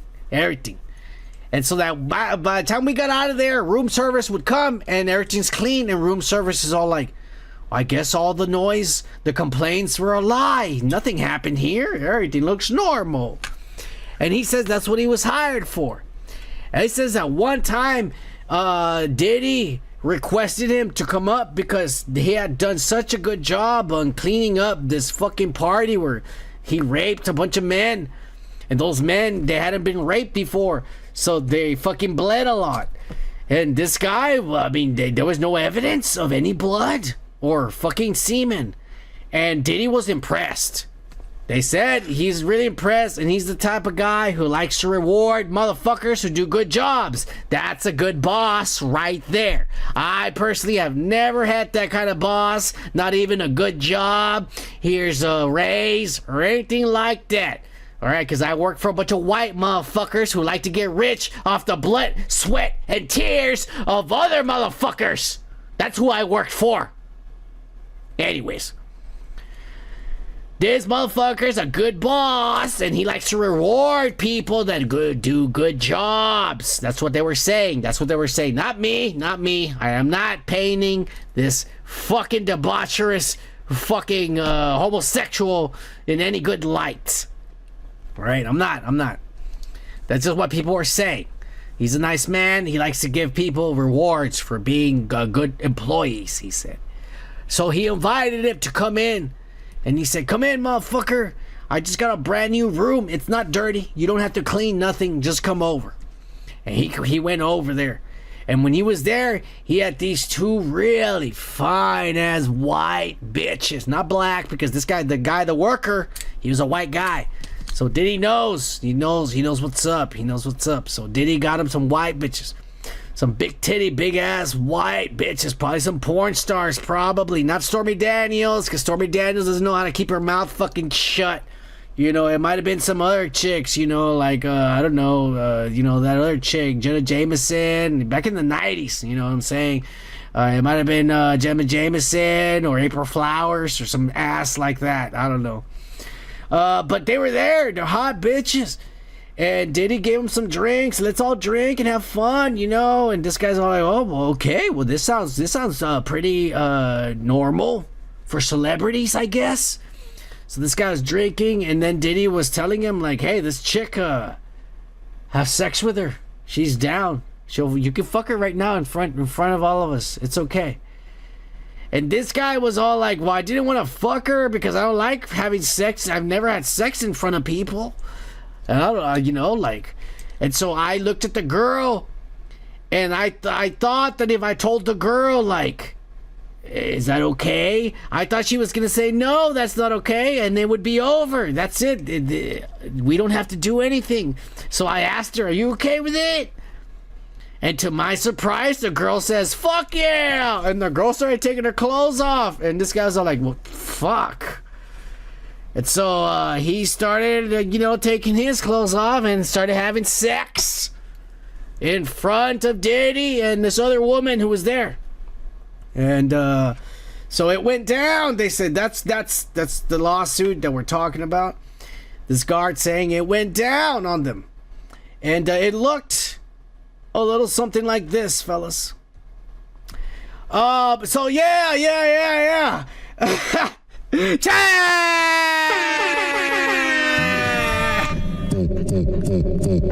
Live. Alright, we gotta take this off before we get bad here on YouTube and shit. Cheers, everybody. Happy Friday night. But this guy said that he started feeling uncomfortable and awkward, and he had never been put in this kind of position in his life, and had never done this kind of stuff in front of another man, naked, pleasing himself as well. Ashton Kutcher.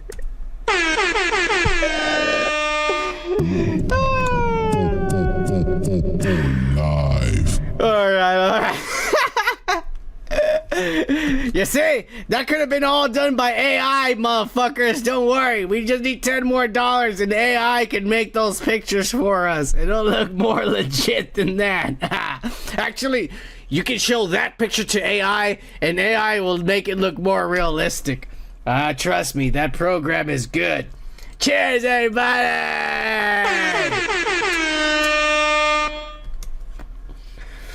So yeah, this guard is basically suing Diddy because he had a good time, apparently. Because he got rewarded for doing good and cleaning up cum and bloodstains. And then he regretted his choices after he got rewarded. Because he went through with it, according to him. He said, oh, well, I did it, but then I started feeling bad, and I stopped, and I left after I came.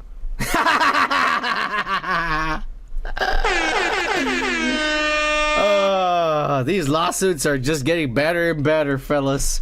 Fucking Diddy! I thought I told you that we won't stop. I thought I told you that we won't stop. Yeah.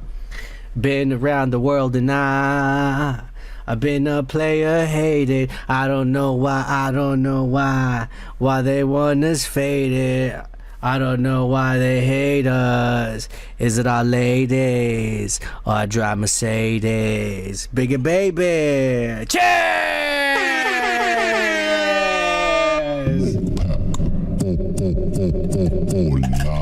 Oh my God. Boy, did he fuck up all those songs for me.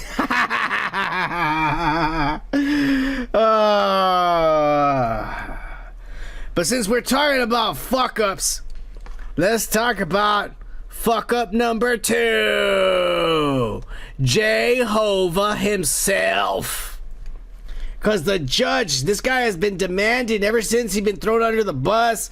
And he's been accused now of co-raping a 13-year-old girl years ago, back in the day.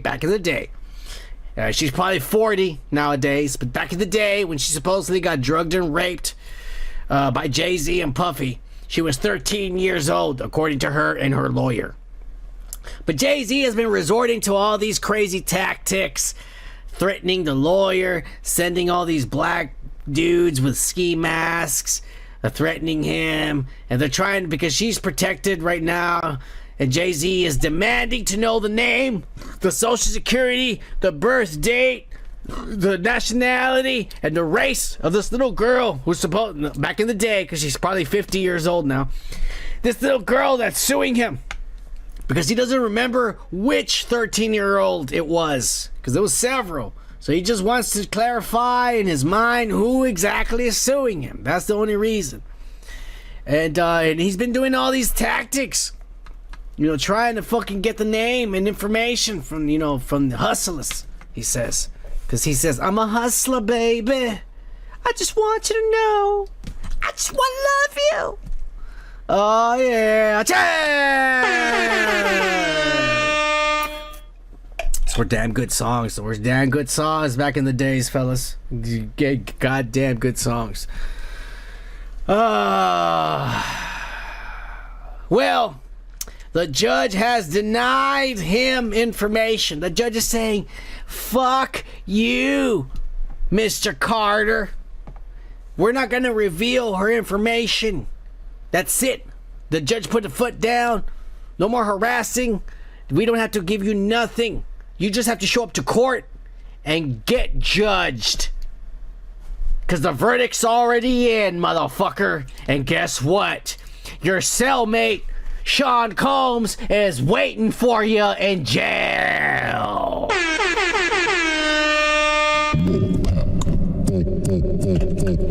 Live. Yeah, motherfucker, it's going down, they're saying. It's going down.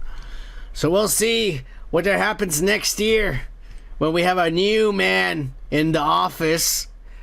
Things are going to be different with this trial. These trials. Because Diddy's not over. He's got like 40 trials to go through. Maybe he went through just one. But he got like 39 more to go through. And every day another person sues this motherfucker. I think I might sue him. Oh yeah, he fucking raped me or some shit. I don't remember because I was on drugs just like everyone else. Cheers! Oh my God. But I'll tell you who's coming out of all of this ass. And he actually wants to throw Jay-Z under the bus. Guess who? None other than his own supposed biological illegitimate son, Ramir Sadarwati, or White, or some African name I don't know how to pronounce, all right? Don't worry, he's not really African. The parents is just, I don't know why they have that name. They live in America. They should have something like Jones or Smith, some American black name like that. But I don't know, his name's Sadarwadi or some shit. He's Muslim. Leave him alone. Anyways, this guy's coming out and said, hey, you know what? Even though my dad, who had sex with my mom when she was 16 backstage at one of his concerts, got her pregnant and never called her again. Even though my dad doesn't want to admit that I'm his son, even though I look nothing like him, and I'm 4'5", even though my dad's like 7 feet tall, it's shit. Yeah. You don't look nothing like him. I don't know what the fuck's going on. If I was Jay-Z, I'm like, give me the DNA test. There's no way in hell that guy's my son. I'll do it. I'll take the DNA test. Jay-Z, what the fuck you waiting for, man? There's no way in hell that's your son, you pussy. Man, Jay-Z's fucked that many chicks. He's worried. Oh, he might be. I don't know. Oh, my God. Anyways, this kid is coming out and saying, even though my daddy doesn't want to admit he's my daddy, and I don't really want any money from him, I just want acknowledgement and a record deal because I'm a rapper and shit, and I'm trying to make it in the fucking industry. You know what I'm saying? Yeah. He said, even though I'm not trying to fucking, get money and shit, I am down to support this 13-year-old girl who fucking got raped by this man, by my dad. Yeah, because my mom was 16 when this guy took advantage of her because he's rich and famous, and my mom's all like, he's gonna get me pregnant and we're gonna get married and live a beautiful life. And then he never came to the San Fernando Valley over there in Wisconsin anymore. It was just that one time before he was famous. Now he only goes to the big cities, motherfucker. Yeah. So now you're stuck there. But nobody knows the truth. Oh no, fellas. This kid's right away willing to turn on his own father, supposedly, and help the victims that his father raped and molested at the age of 13. Not Jay-Z. He was older. He was like, goodness, 39. The little girl was 13, supposedly, back in the day. And now this guy's turning on his own father who raped his mother when she was 16. Backstage, willingly. I don't know. She liked it. She was backstage. She was being a hoe. Doesn't matter. It's a sad shit when you see kids and their fathers like this, man. It's a sad day. Especially around Christmas time. Bring-de-ding. Bring-de-ding. Christmas time. Christmas time. This is for you, Jay-Z and his illegitimate son.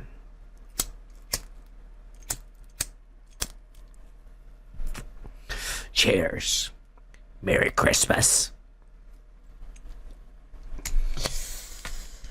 But let's end this weekly pop culture breakdown with an update on last week's top story. Justin Timberlake's small dick was exposed at his concert because they're making him, I don't know, fly up in the air and dance up there and some Peter Pan and shit. Something some white people would come up with. Ain't no way nobody black or Puerto Rican's gonna say, yeah, that's cool. Now some white person's all like, yeah, Peter Pan did that in a movie I saw when I was a little boy. That's kind of cool. Yeah. So his dick was exposed to all his fans, and it's really small. That's just fucking tiny. But it's okay, because his people found a solution the next day or the following week. And it's the middle video, fellas, in case you're lost. You know, it's really small, but the middle video shows the altercation. Or what's it called? I don't know. They fixed it. All right, they gave him a longer shirt that covers his dick so no one sees it. No one sees that his penis is smaller. Thank God. And even there, he tries to tug it down so no one sees it. Well, I mean, I guess that fixes it. But if I was you, Justin Timberlake, I would go get some AI images or some deep fakes of me fucking a chick with a big dick and leak it on the internet so everyone can think that I have a big dick. Because after this, everyone still knows you have a small penis, even though you try to cover it up with your motherfucking shirt.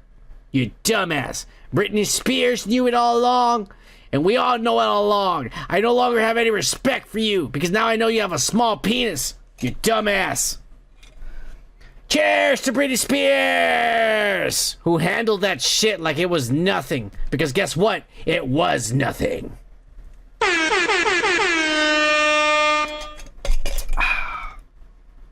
And we're done with your weekly political fucking...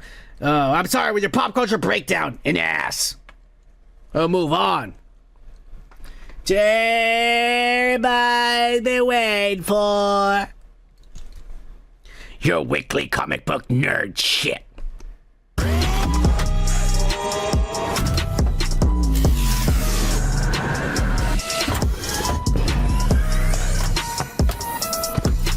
Oh yeah. Comic book nerd shit.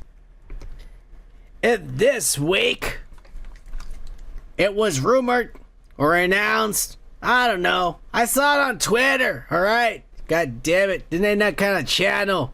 Who knows if what I'm saying is even true? James 1, that guy that's done The Conjuring, or that fucking, the nurse, or whatever it's called, the nun, that fucking weird shit. This guy supposedly is going to do the live action Last Ronin Ninja Turtles movie. Holy shit. This guy's got a twisted mind and he's a sick son of a bitch. I think this is a good fit. My only well, no, it's gonna be good. Aquaman had a very shitty story. But he wrote it. You know what I'm saying? Or somebody wrote it. I don't know if he wrote it or not. The point is, if he's doing The Last Ronin, it's an adaptation. Meaning, it's not an original story. He has to take the beats of the fucking comic book and take the actual story of it. So, at least we know the story is going to be good. And visually, and I do mean visually, this guy does a good job in his movies. Alright? All those scary movies and shit, the monsters, or the nurse, or the nun, and all that fucking creepy ass shit, the prosthetics, all that looks crazy. And even though the Aquaman movies were shitty as fuck, and Jason Momoa is a dumbass and doesn't even know how to act like a normal human being, the dumbass, fucking idiot. He might as well be like the American Vin Diesel with hair. The dumbass. But anyways, even though that guy's an idiot and that movie sucked ass, visually, Aquaman was amazing. Some of the best visual special effects and eye candy in any DC movie. Even though, like I said, the movies are horrible. It's not even worth watching because the stories are horrible. But visually, I watched it because we reviewed them. The fucking visuals are good. And I think if he does a Teenage Mutant Ninja Turtles Last Ronin movie, he'll knock it out of the park. This guy's a good fit. He really is. Again, it's a rumor. We don't know if this is true. This might be they're just talking. Consideration. Some ass like that. We shall see. Moving on to some Disney ass. Andor, capítulo número 2, season 2, is scheduled to premiere sometime next year. Who knows when the fuck? And everyone's all excited because this is the final chapter of the story before Rogue One. The only legitimate fucking badass movie that came from this whole Kathleen Kennedy Disney era, the only movie that was actually good was Rogue One. Out of everything that has come out of the ass of Disney, Rogue One was good.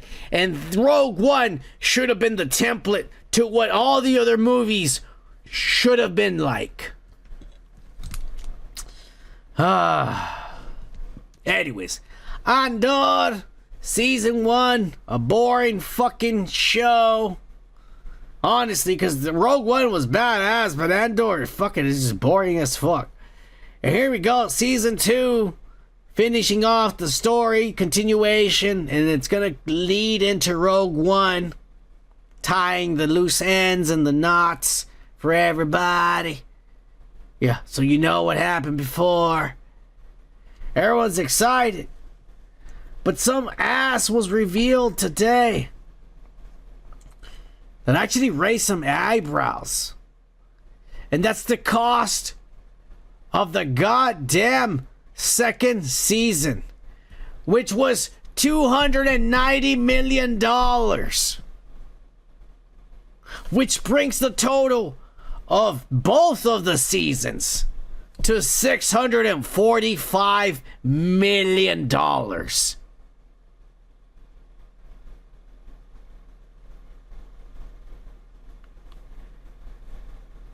What? What? You do realize that the first Deadpool movie that made $1 billion cost $80 million to make. Kathleen Kennedy just pissed away, literally sat down on a toilet with her big fat lesbian cunt and pissed out $645 million. Just pissed away on 2 seasons on a show for Disney Plus, on a streaming service that someone is paying at the most $13 a month for. And they can watch Andor Season 1 all day long as much as they want. And they still only paid $13 for it. For watching it hundreds of millions of times in repeat. I don't know why anybody would want to do that. Some idiot somewhere. Some dumb fucking Mexican with thick fucking glasses and a flannel shirt and a beanie would fucking sit there and watch Andor all goddamn fucking day like an idiot. And he would still be ripping the fuck off of Disney for $13 a month. So I don't know how the fuck they thought that spending $645 million on 2 seasons for a show on a streaming service could ever make them any fucking money back. Why is Kathleen Kennedy still employed? Any one of us would have gotten fired for ordering the wrong, I don't know, shipment of staplers or whatever kind of shit you do at your job. Oh, you just lost us $76. You're fired.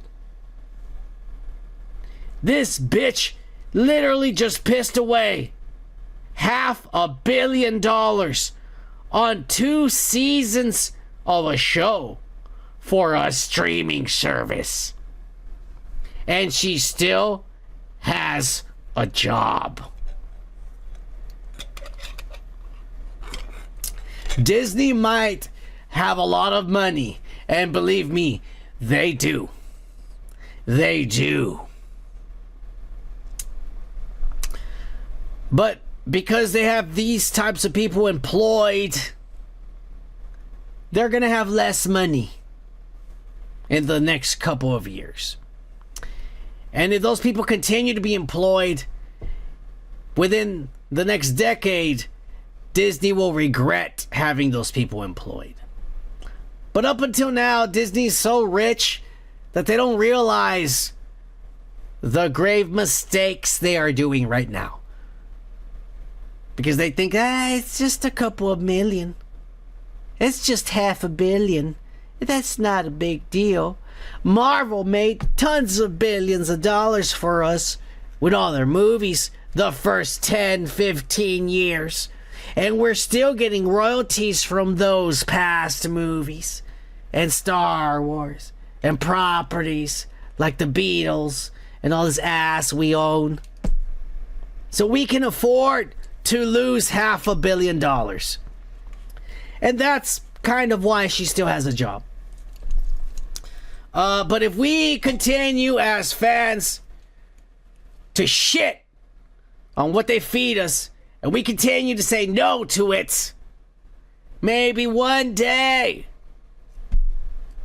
before we die, the future generations might have better stories for them to be entertained with.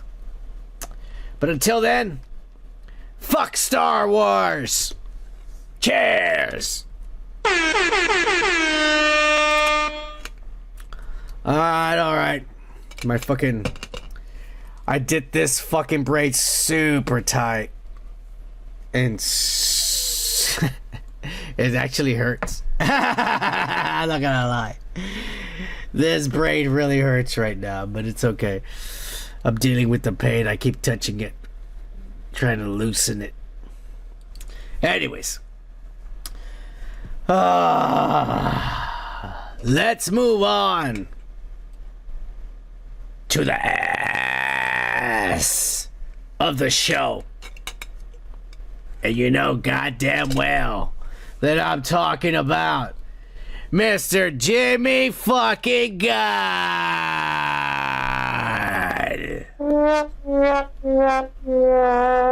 This autistic fucking idiot doesn't even have an ounce of talent in his entire fucking body.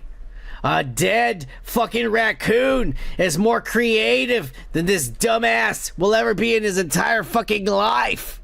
And that's basically what he did over there. He killed Rocket Raccoon.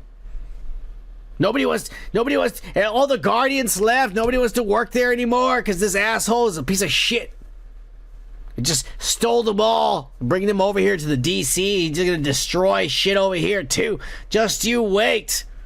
This guy's a dumbass and a piece of shit. You think he's better than everybody and he's smart? Oh, I know comic books. The fuck you do, you idiot. You saw like 2 episodes of Super Friends and all of a sudden you're some kind of nerd, you motherfucker. Everybody found your tweets where you hate Batman and you think Superman's a baggot. And you didn't use the word with a B like I did. You used the other word, you pussy. Yeah. Anyways, this guy's a dumbass and a piece of shit and a motherfucking dumbass. He's gonna ruin Warner DC. Those properties are gonna be sold. They're gonna have to be sold to fucking Sony or to Marvel and Disney. Just you wait. This is a fucking idiot. Normally I would review the Creature Commandos, but I get sick and tired of. I'm not gonna do reviews anymore because all those other fucking channels that you motherfuckers subscribe to. By the way, make sure you hit that like and subscribe and the notifications to stay up to date and with all that shit and ass that we like to talk about. And ass. But all those fucking channels that you sons of bitches fucking like and all that ass and they have millions of fucking views and they get tons of more money than we ever will because we're not even monetized yet, you motherfuckers. 600 subscribers and the average views are 10 motherfuckers. What the fuck? Anyways. All those fucking channels that are more successful than ours and shit. They do reviews already, and they probably do a better job. So it makes no sense to wait till the end of the week to hear this dumbass do reviews. Everybody always just, we only have 5 people watching. As soon as I start doing some review, all of a sudden there's only 2 people watching because nobody wants to hear a review of a show they already saw on Monday when it came out from Heavy Spoilers or the fucking Eric Voss and the new rock stars. You sons of bitches, more successful than I am. Anyways. So we're not doing reviews. Fuck you, James Gunn. I'll just give you the quick review. It sucked ass. Clayface looks like ass, and your story makes no sense. And all you're going to do is exaggerate violence and blood and shit in your fucking cartoons. You dumbass. It sucks ass. But anyways, some smart-ass fans that he replied to, because he replies to everybody on social media, except for the people that matter, like the son of man, who would expose you in one tweet, Gunn. If you ever reply to one of my tweets, I will expose you, you son of a bitch. But he never takes the bait, that pussy. But anyways, he replied to this fucking son of a bitch over here, asking him, a serum salad or whatever. The motherfuckers over there is one of these witch non-binary motherfuckers. He over there sends James Gunn a fucking message, and he says, "Oh, Mr. Gunn, is Clayface officially the third DCU film? Why didn't you choose to do a more prominent character first, like The Flash or Wonder Woman? You fucking idiot. That's the same question I would have asked, but you're being a pussy about it. You're supposed to be trying to expose this son of a bitch. I would have been like, hey, you pussy, why are you stealing Clayface away from Matt Reeves? Huh? How come you don't give the people what they want, like Flash, Wonder Woman, and Batman, you motherfucker?" That would have been my tweet. This pussy never replies to shit. Because he knows I'll expose him. But he replied to this motherfucker, Sir Sames a lot or whatever. Fuck you, pussy. He says, "Because of the number one rule here at DC Studios, with me in charge, no movie will be greenlit before the script is ready. And that Flanagan Films script was ready." That's the guy who's doing the Clayface. "And as for the Flash, we're holding a beat on development because Ezra Miller fucking was a criminal and he caused a lot of trouble, and now we can't use the Flash for the next 15 years. Is basically what Gunn is saying. Fuck you, James Gunn. You fucking replied to this piece of shit. Why didn't you reply to me, you son of a bitch? Because you know I'll expose you for your lies. You dumbass. Fuck you. It came out today and it pissed me off that the Batman 2, a film that James Gunn is absolutely 100% fucking jealous of its success of the Batman and the Penguin and the universe that Matt Reeves has created. James Gunn has delayed it another year till 2027. And we talked about it last week. We talked about it. And the rumor was that Mr. James Gunn was now trying to lick ass over there, begging Matt Reeves, hey, because Matt Reeves brought him a script. The script's been ready. Batman 2 was ready to start filming right after the Penguin. You want to know why? Because the Batman 2 takes place right after the Penguin show.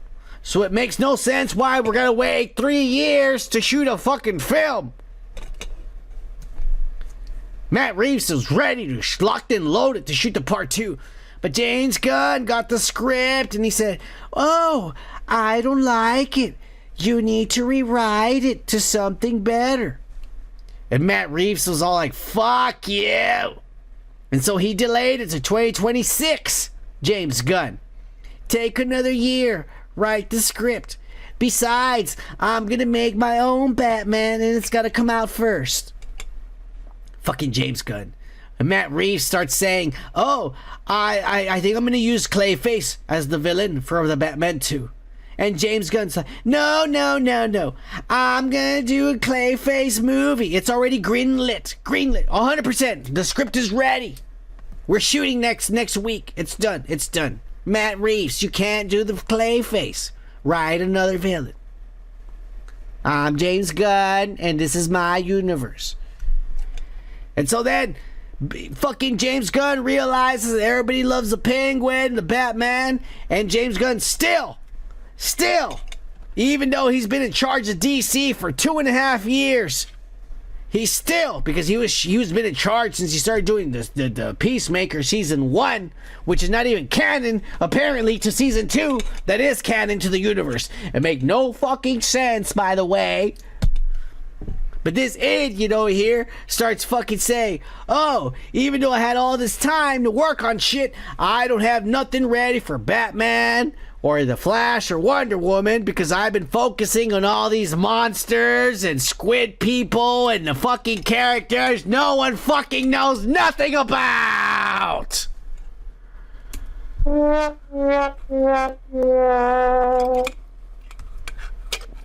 Fucking idiot. So now James Gunn, the rumor was, we said last week, that he's been begging, licking ass. Oh, Mr. Reeves, I really like what you've done with Robert Pattinson and the Batman and the Penguin. How about you join my DC universe and you can be part of it? My Superman and your Batman, it looks perfect together. Even though Matt Reeves' universe looks like it's real and James Gunn looks like it's coming out of some 6-year-old fucking fan fiction. Two completely different styles, and this dumbass is so worried that he finally realized, oh shit, maybe my first grade teacher was right. I am a dumbass and I don't know what I'm doing. Oh no, let me take this other guy's successful fucking stories and merge them with mine just so I can stay in charge. Fuck you, James Gunn. Fuck you. Fucking now, because Matt Reeves doesn't want to join his universe, he's delayed the Batman another year, and the Batman's not gonna come out until 2027. You realize that by that time, Robert Pattinson is going to be the same age that Ben Affleck was when he became the Batman? He's supposed to be a young Batman, not an old motherfucker. God damn it, James Gunn. He has just single-handedly sabotaged the Matt Reeves universe. And I promise you, 2027, fuck that. Next year, this is going to be announced as being canceled. No Penguin Season 2, no Batman Part 2, nothing. Because James Gunn is a fucking piece of shit dumbass who thinks he's better than everybody because he got white hair, spiky like that, cowlick, with fucking thick glasses and a black shirt and jeans like Steve Jobs. You ain't no Steve Jobs, motherfucker. You're barely even a millionaire, you motherfucker. Fuck you, James Gunn. Fuck you.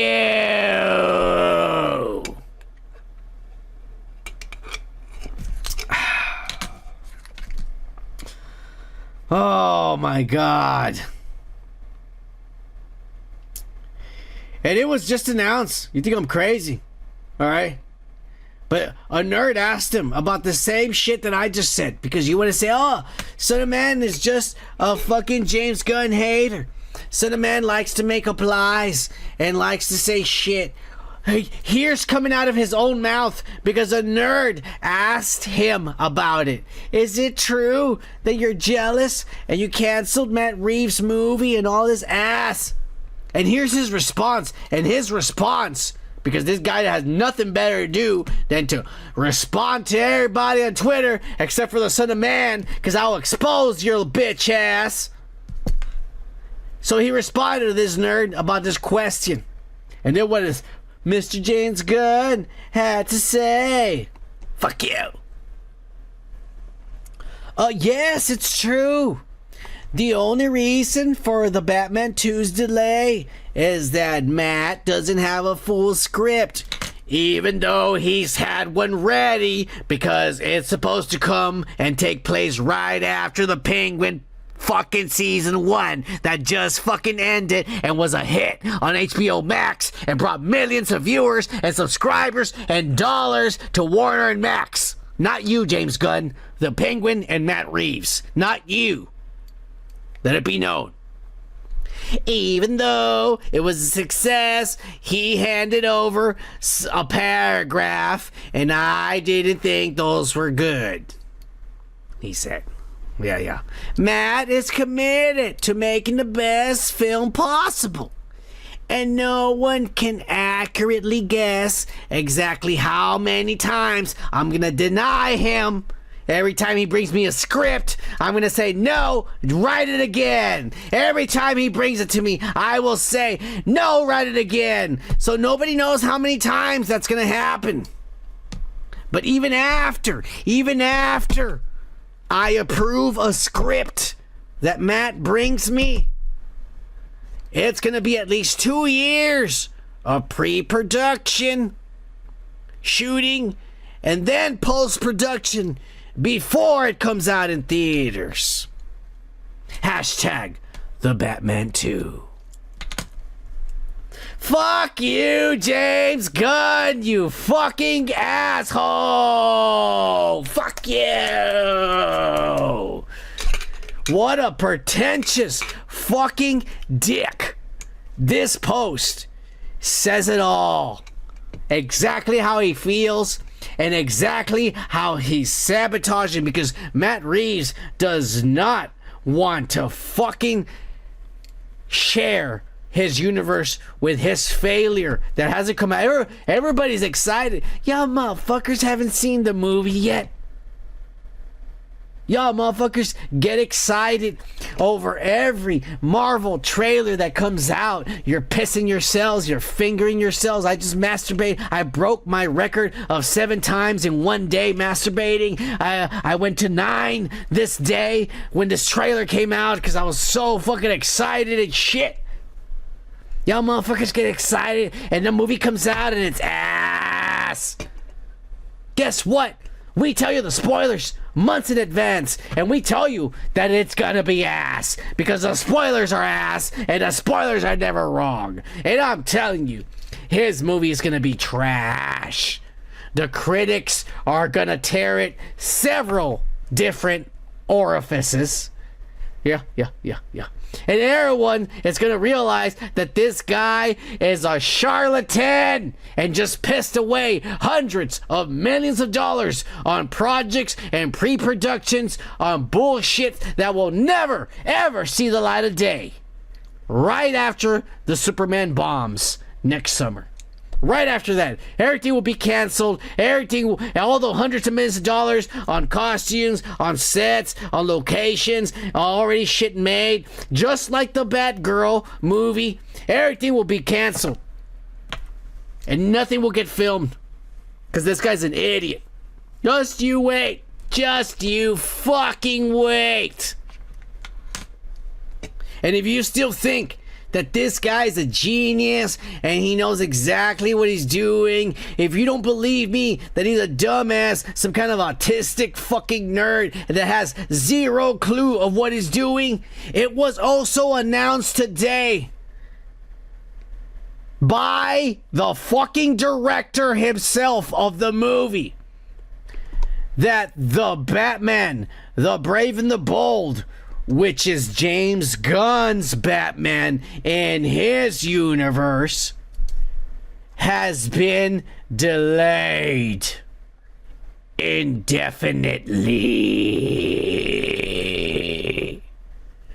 And by the way, the director that was directing The Brave and the Bold is James Gunn's brand new take on the Batman with Damian Wayne and shit, was going to be Andy Muschietti. The guy who did The Flash with Ezra Miller. He was actually going to be the director for this fucking movie. And out of the mouth himself, he has come out and have called out James Gunn, and he said, well, I mean, I think the movie's delayed indefinitely. And I don't know the future of it, is basically. But don't take it from me.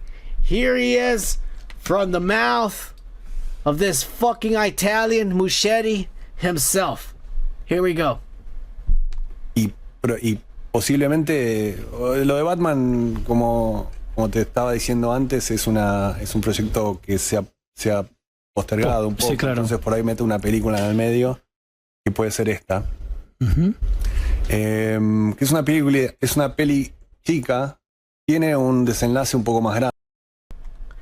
What the motherfuck I thought this guy was Italian. Why is he speaking Mexican? God damn it. You see? There's no reason why we need Trump back in office to get these motherfucking illegals out of here. If you're going to be making movies in America, you better be speaking English in every goddamn interview on YouTube and shit so we understand what the fuck you're saying. You're lucky. You all are lucky that I was raised by two dumb fucking Mexicans that for some strange reason decided, oh, welcome to the United States. You were born here. Let me teach you fucking Mexican. Yeah, that's right. Imagine if you were born in China and your parents taught you French. That's exactly what my parents did to me. They fucked me over. Yeah. But for whatever reason, this Italian motherfucker is over there doing an interview in Mexican. But luckily for you all, I was raised by two dumb Mexicans, and that's what I know. So I have taken the liberty of translating this shit for all you good old American boys that were born here free in the US of A. Here you go, guys. Translation, Son of Man, by the Son of Man. Y posiblemente lo de Batman, como te estaba diciendo antes, es un proyecto que se ha postergado un poco. Sí, claro. Entonces por ahí mete una película en el medio que puede ser esta. Que es una peli chica, tiene un desenlace un poco más grande. There you go. I don't know. That might have been a little bit too fast because I'm really hard with subtitles and reading. I'll let you read it one more time and show you guys, all right? Y posiblemente lo de Batman, como te estaba diciendo antes, es un proyecto que se ha postergado un poco. Sí, claro. Entonces por ahí mete una película en el medio que puede ser esta. Que es una peli chica, tiene un desenlace un poco más grande. There you go. He said it himself. This guy's an idiot. He doesn't know what he's doing. He doesn't know the characters he's doing. He's probably going to get canceled. I got a feeling he is going to get canceled. After his piece of shit fucking Superman comes out, no one in Warner Brothers is going to give him any more money to fucking film any of this ass. That's why he's trying to rush Clayface. Oh, we have a script. Start filming right now before they fucking cut the credit cards. And shit. James Gunn, you fucking idiot. Yeah. Your house of cards is falling and toppling down all around you. It's over, motherfucker. Head to the fucking hills. You are done. You fucking fake ass Steve Jobs wannabe motherfucker. You are done in Hollywood. No more Marvel or DC or any movie for your ass. You're lucky you dated Pam from The Office when you did, you son of a bitch. You never deserved her. Only Jim did. Yeah. Fuck you, James Gunn. We're done with this son of a bitch. Cheers, everybody.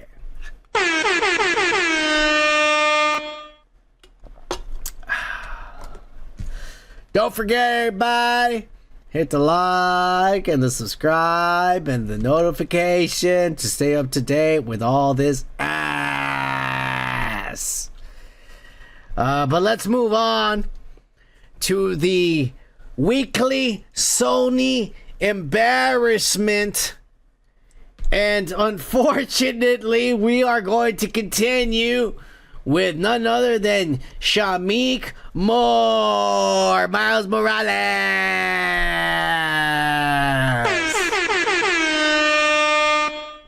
Because this dumbass continues to simp over little girls that don't like him at all.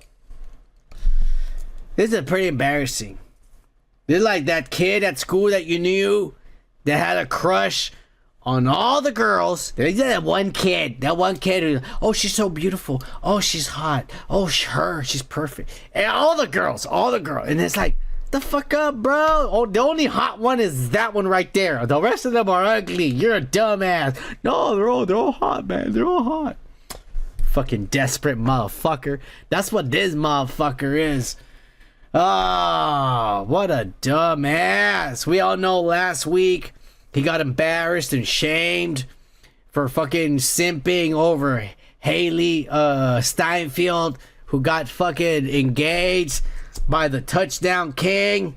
She fucking her every night. This guy is over there crying about it, and everybody called him out on it on Twitter and shit. I feel bad for these kids because they unfortunately grow up being raised by social media, so they think that it's a good thing to post your feelings online.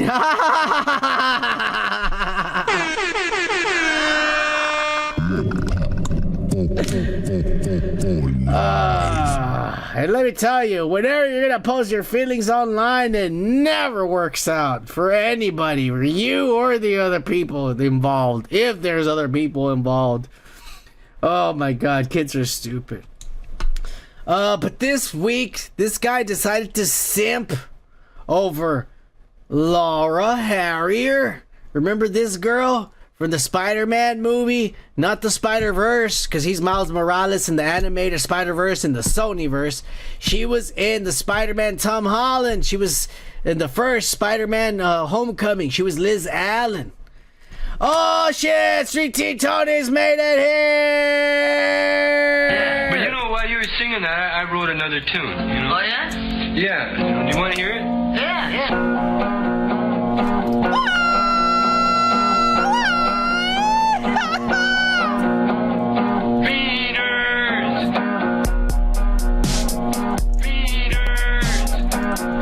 What you got that costume on for, man?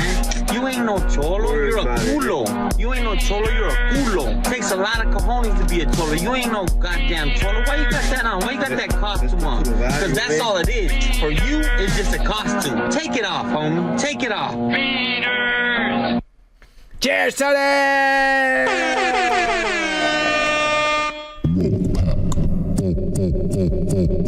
Live.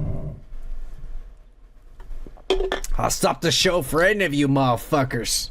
Give a fuck who it is. Liz Allen, Laura Harrier, is now being simped on by Miles Morales. Yeah, folks, it's happening, and it's about to get embarrassing.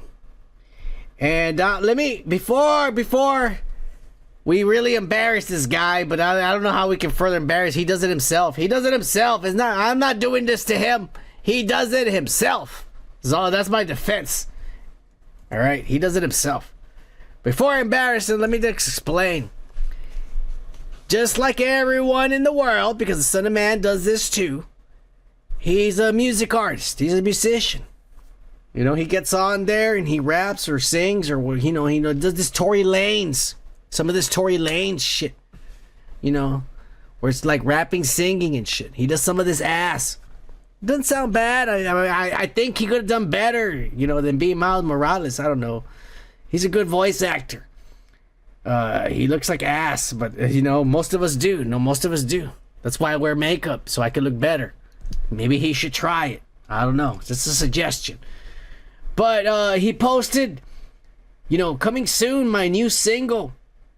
And for whatever reason, on the picture that he posted a picture of her with him at a party, a picture, like kind of together like that. And everybody's like, oh, he lost Haley Steinfeld. Now he's trying to mac on this girl. He's going to fuck her and shit. Well, this little girl went on TikTok because she's engaged, apparently. Oh, and by the way, y'all, in case you're into this, I'm not. I like them over 40. But you just type in Laura Harrier. This little girl likes posting topless all the time.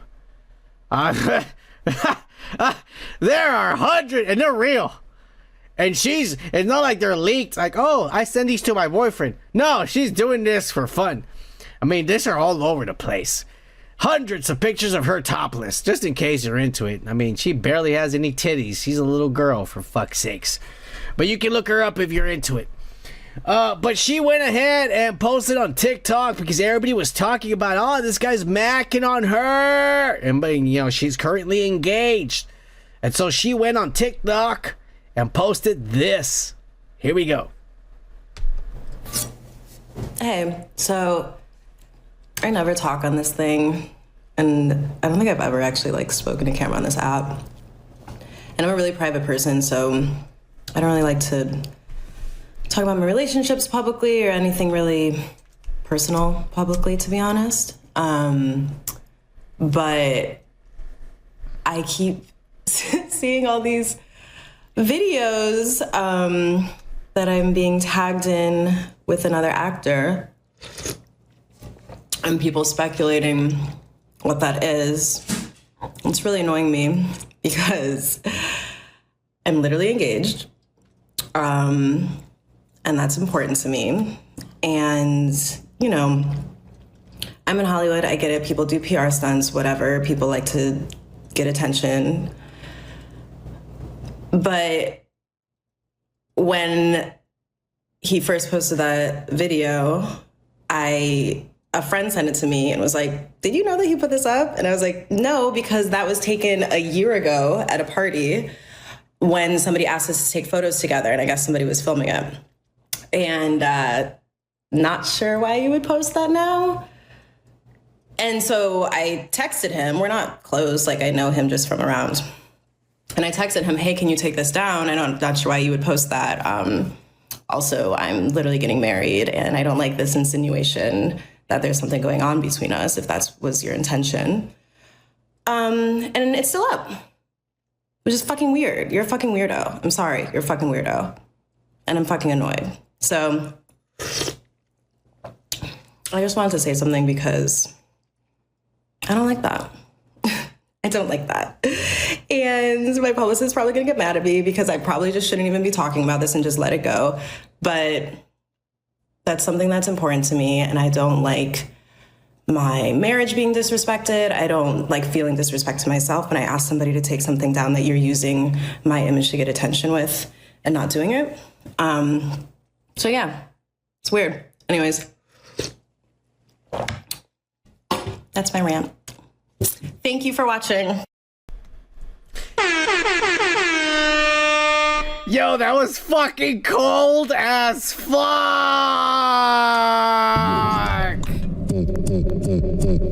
Live. She's just like, you're a fucking loser. That's fucking weird. Like, what the fuck is that shit? Ah, shit. Yo, man, I feel fucking horrible for this guy. This little girl just destroyed him with that little rant and shit. Yeah, of course, this guy, as always, because he can't shut the fuck up. This guy is just like James Gunn. He is on social media all day long. He had to reply to this, and this is how he replied. Remember, he originally, and I'm going to show you the image he posted, because he's releasing a brand new single of his own independent music. You know, he's trying to follow in the footsteps of the Son of Man, but you're not that good, motherfucker. You're embarrassing yourself in front of women, you idiot. But anyways, this is what his response to this, and here's a picture that he posted and shit. This is all a misunderstanding. Unfortunately, it's public. You know, it's really the fan fiction, man. It's the commentary. It's that's what's fucking weird, you know. But I mean no harm. I mean no harm. I have no ill intent. You know, it's about art for me. You know, the video had the aesthetic of the song, you know, that's it. Wasn't insinuating no relationship, you know. I apologize for the misunderstanding. I do.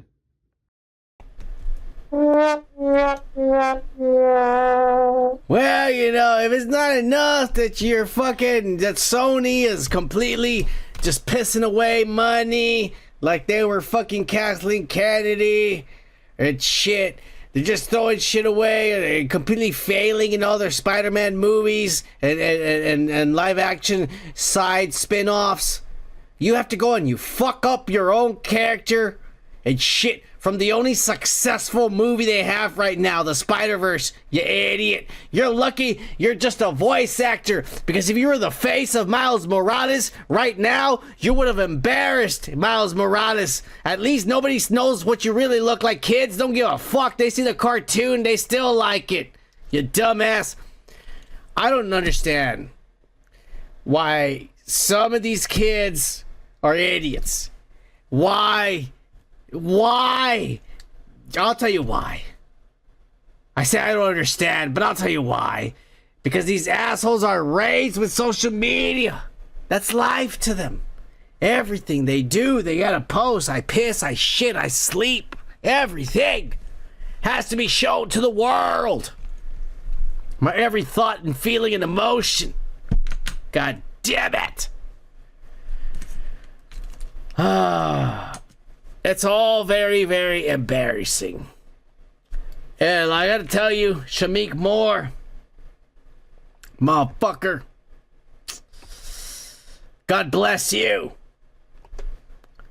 for being a dumbass, because you give us a lot to talk about. My advice to you, my friend, is fucking get off social media for a good 6 months. It'll do you some good, you know? And pray that Sony finishes writing the Spider-Verse movie, because you're sure as fuck not working anywhere in Hollywood if you're gonna be just drooling over every girl that you meet in Hollywood. You dumbass. That's not how you pick them up. Tagging them, posting pictures that you took 3 years ago to a love song you're releasing next week. You dumbass. That's the kind of shit you call and you ask this girl, I'm gonna release a single and I need an image for the single. Can I put this picture that I took with me and you because we look sexy as fuck together? You know, it'll look badass. No, you just post it like if nothing. You idiot.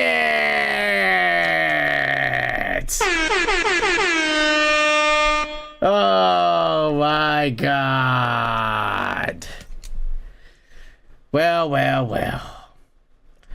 I was going to stop with Shameik. I was going to change. You saw right now, I was transitioning out of this. Because we think you'd be done with this motherfucker. You think after Haley Steinfeld embarrassing himself with Haley Steinfeld, and then further embarrassing himself with this little girl, and this girl destroyed him online with her comment. You think this guy would hide under a rock, like I said, for a good 6 months or something, until the next Spider-Verse movie comes out and people forget because he does a good job talking, because that's the only reason he was hired for, his voice? You'd think he would stop at that. But no, this motherfucker cannot. This motherfucker, I got a feeling he is a virgin. This fucking guy has never even seen an actual vagina. Outside of some panties or some fucking Victoria's Secret magazine or Sears catalog. Are they even Sears? I don't think Sears catalogs exist like back in the day. Those were good old days, fellas, the Sears catalogs. Oh, yeah.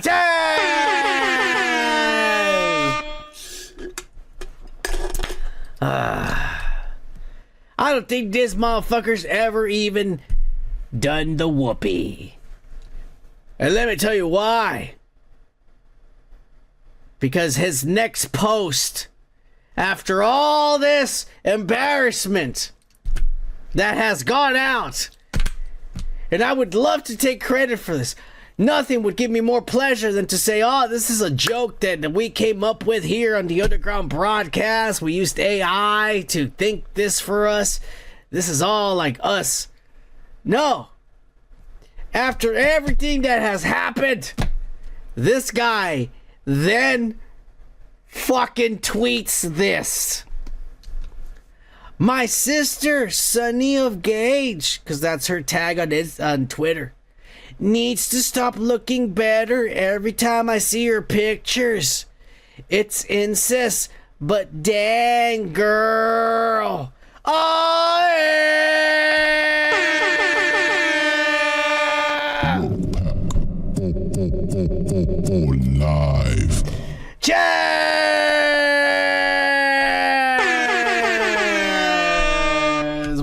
done with Shameik. And let me hit it for Anthony Wyndham.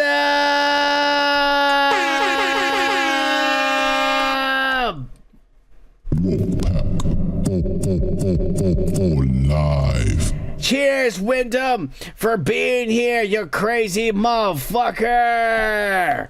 We appreciate you guys. One of the greats, Anthony Wyndham,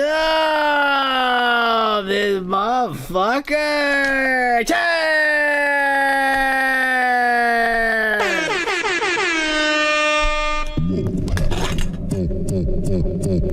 Live. All right, cheers. Let me get a brand new beer for all y'all motherfuckers. Oh, yeah. Live. You know what it is, motherfuckers. Cheers. But since we are talking about Sony embarrassment, let's talk about a topic we talked about last week. It's been a topic this week too with all the nerds community and ass. Spider-Man fucking 4. Now, we talked about how this movie has all of this nonsense in it. It has Daredevil, it has Punisher, it has Nicolas Cage Ghost Rider, it has Tom Hardy's Venom with the symbiotes and Null from the end of credit scenes from Venom Part 3. It's gonna have Wilson Fisk, it's gonna have Mephisto, Sacha Baron Cohen. And then it's gonna have fucking Zendaya and the little fat kid, the Asian kid. And there might be Tom Holland in there somewhere. I don't know. They might fit him in there. But so far, this is what they have in store for us. But Sony has come out again and made another request and said, you know, we made $1 billion with the fucking Spider-Man No Way Home, and everybody wants to see Andrew and Toby again. So we want this, Toby and Andrew in this too. And Tom Holland's all like, this sounds great and shit. This is great. This is a great idea. It's gonna be the best movie in the world. It'd be a $500 million piece of crap that Disney is gonna fork over the money because they did not gonna be a Sony production. Sony just wrote the script and is getting his ass ready for everybody. And we all know what good of a job they've done with Madam Web and Venom and Kraven and Morbius and all their universe. And this is what they've come up with for Spider-Man 4 and ass. And Tom Holland's a fucking idiot who didn't know any comic books, and he just knows that all these characters are going to be in it. He's like, this sounds fucking awesome. Yes, sign on the fucking Tom Holland. Yeah, Spider-Man. And he's all down and shit. Even though he's hardly going to be in the movie with all of this fucking characters. You know, they look just like a James Gunn fucking movie. This is a Superman movie, but in Spider-Man. This is like James Gunn made Spider-Man and shit. Well, guess what? This week, thank God, it is being revealed that Kevin Feige has come out and say, there is no fucking way we will ever film any of this. Ever. No. Fuck you, Tom Holland, and fuck you, Sony. I don't give a shit what you've written. Give me that fucking script. I'm giving it to my gay, homosexual, non-binaries, and they're gonna rewrite the fuck out of your script. We might delay this another year. That's the current rumor. For now, supposedly, they're gonna start shooting next July. But apparently, Feige is pissed. And they do not have a script. Because he does not want to shoot anything that Sony and Tom Holland have agreed to. In their own piece of shit private meeting that they had without Marvel and Disney. Oh my God. I never thought, I mean, I figured eventually, they were going to run into this issue. Eventually, they were going to ruin Spider-Man. The last thing they had. I think eventually they were going to ruin it. They're going to ruin it. Feige doesn't have it in him to fix something that's this shitty in magnitude. He doesn't have it in him. Maybe back in the day, he would have had it in him to fix something this shitty and make something cohesive and good out of this, like he did in the original Avengers movie. But god damn it, with everything he's done with Ant-Man and what is it, all the She-Hulk and all this, everything, Shang-Chi, all these other fucking movies that have come out ever since Tony Stark died. I don't have faith in this asshole fixing none of this. Spider-Man 4 is gonna be a fucking mess and a fucking failure. Like I said, you might as well get James Gunn over here with his dumbass, autistic looking fucking idiot ass and fucking run this franchise into the ground, because it's already ruined. Poor Andrew Garfield and Tobey Maguire are gonna ruin their perfect legacies they already had left behind and cemented in gold and silver and platinum in that last Spider-Man No Way Home movie. And now they're gonna come back just to have their legacies shitted on by Sony and Marvel, because they don't know what the fuck they're doing. Oh, god damn it. But Mr. Kevin Feige did want to wish everybody's families this year a Merry Christmas and a Happy New Year with a brand new poster for a Fantastic Four, a Christmas poster for the Fantastic Four movie that is coming out next July. You idiot. Fuck you, Feige. Oh, here's a brand new poster for a movie that's coming out next summer, but it's Christmas, so here's a Christmas themed poster. Fuck you, Feige. Try to get money off of the nerds, and you know goddamn well there's gonna be a lot of these fat dumb sons of bitches. They're gonna fork over another $20 to buy a poster that is completely insignificant to the goddamn movie, because it actually comes out in July. Oh. My blood pressure is off the charts right now. I don't know if I should cheers to that, but I'll say woke pack for life. Woke pack for life. We'll end this show with some spoilers, because the great Mr. Feige has to come up with a plan for the future. Because after the reset, after Secret Wars, we're not going to go back to Kang the Conqueror, the woman beater. That's it. He's done for. We're not doing none of that shit. We're not doing more Thanos. Or we kill every villain. Who is left to come and pose a threat to all your new non-binary, gay, lesbian, homosexual heroes that will continue on after all your favorites are gone? Who will be the new threats? Well, apparently it's going to be none other than that fucking non-binary transsexual robot himself, Annihilus. And he will be a cosmic threat like Thanos, and will be hinted at or introduced during the Nova TV series on Disney+. This is the next big bad.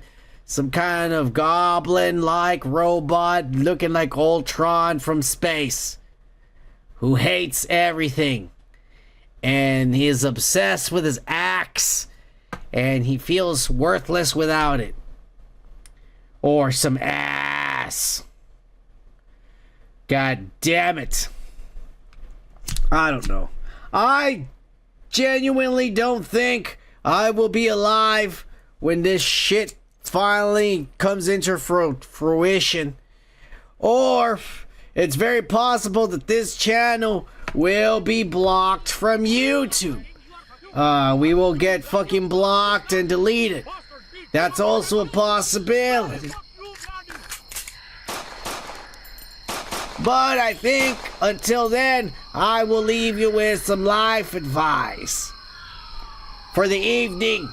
It's shit. And you better listen to this because this is important.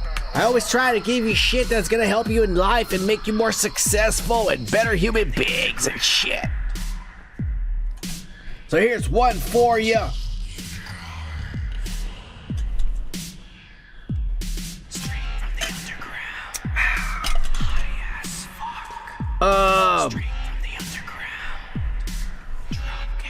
Actually, I don't have anything for tonight because I'm not prepared. So I'm just gonna give you with a little riddle and shit. Alright, that I never understood. They say 2 in the hands is worth 2 in the bush, or some ass. No, a bird in the bush is worth 2 in the hands, or some dick.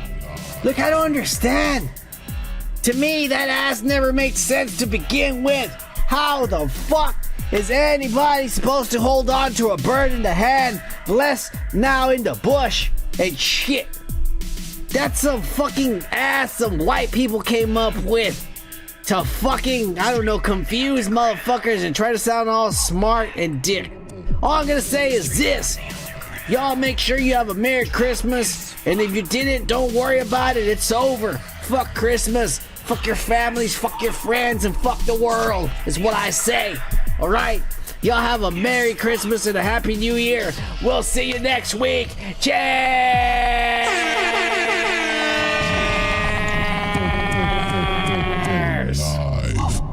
I love you guys.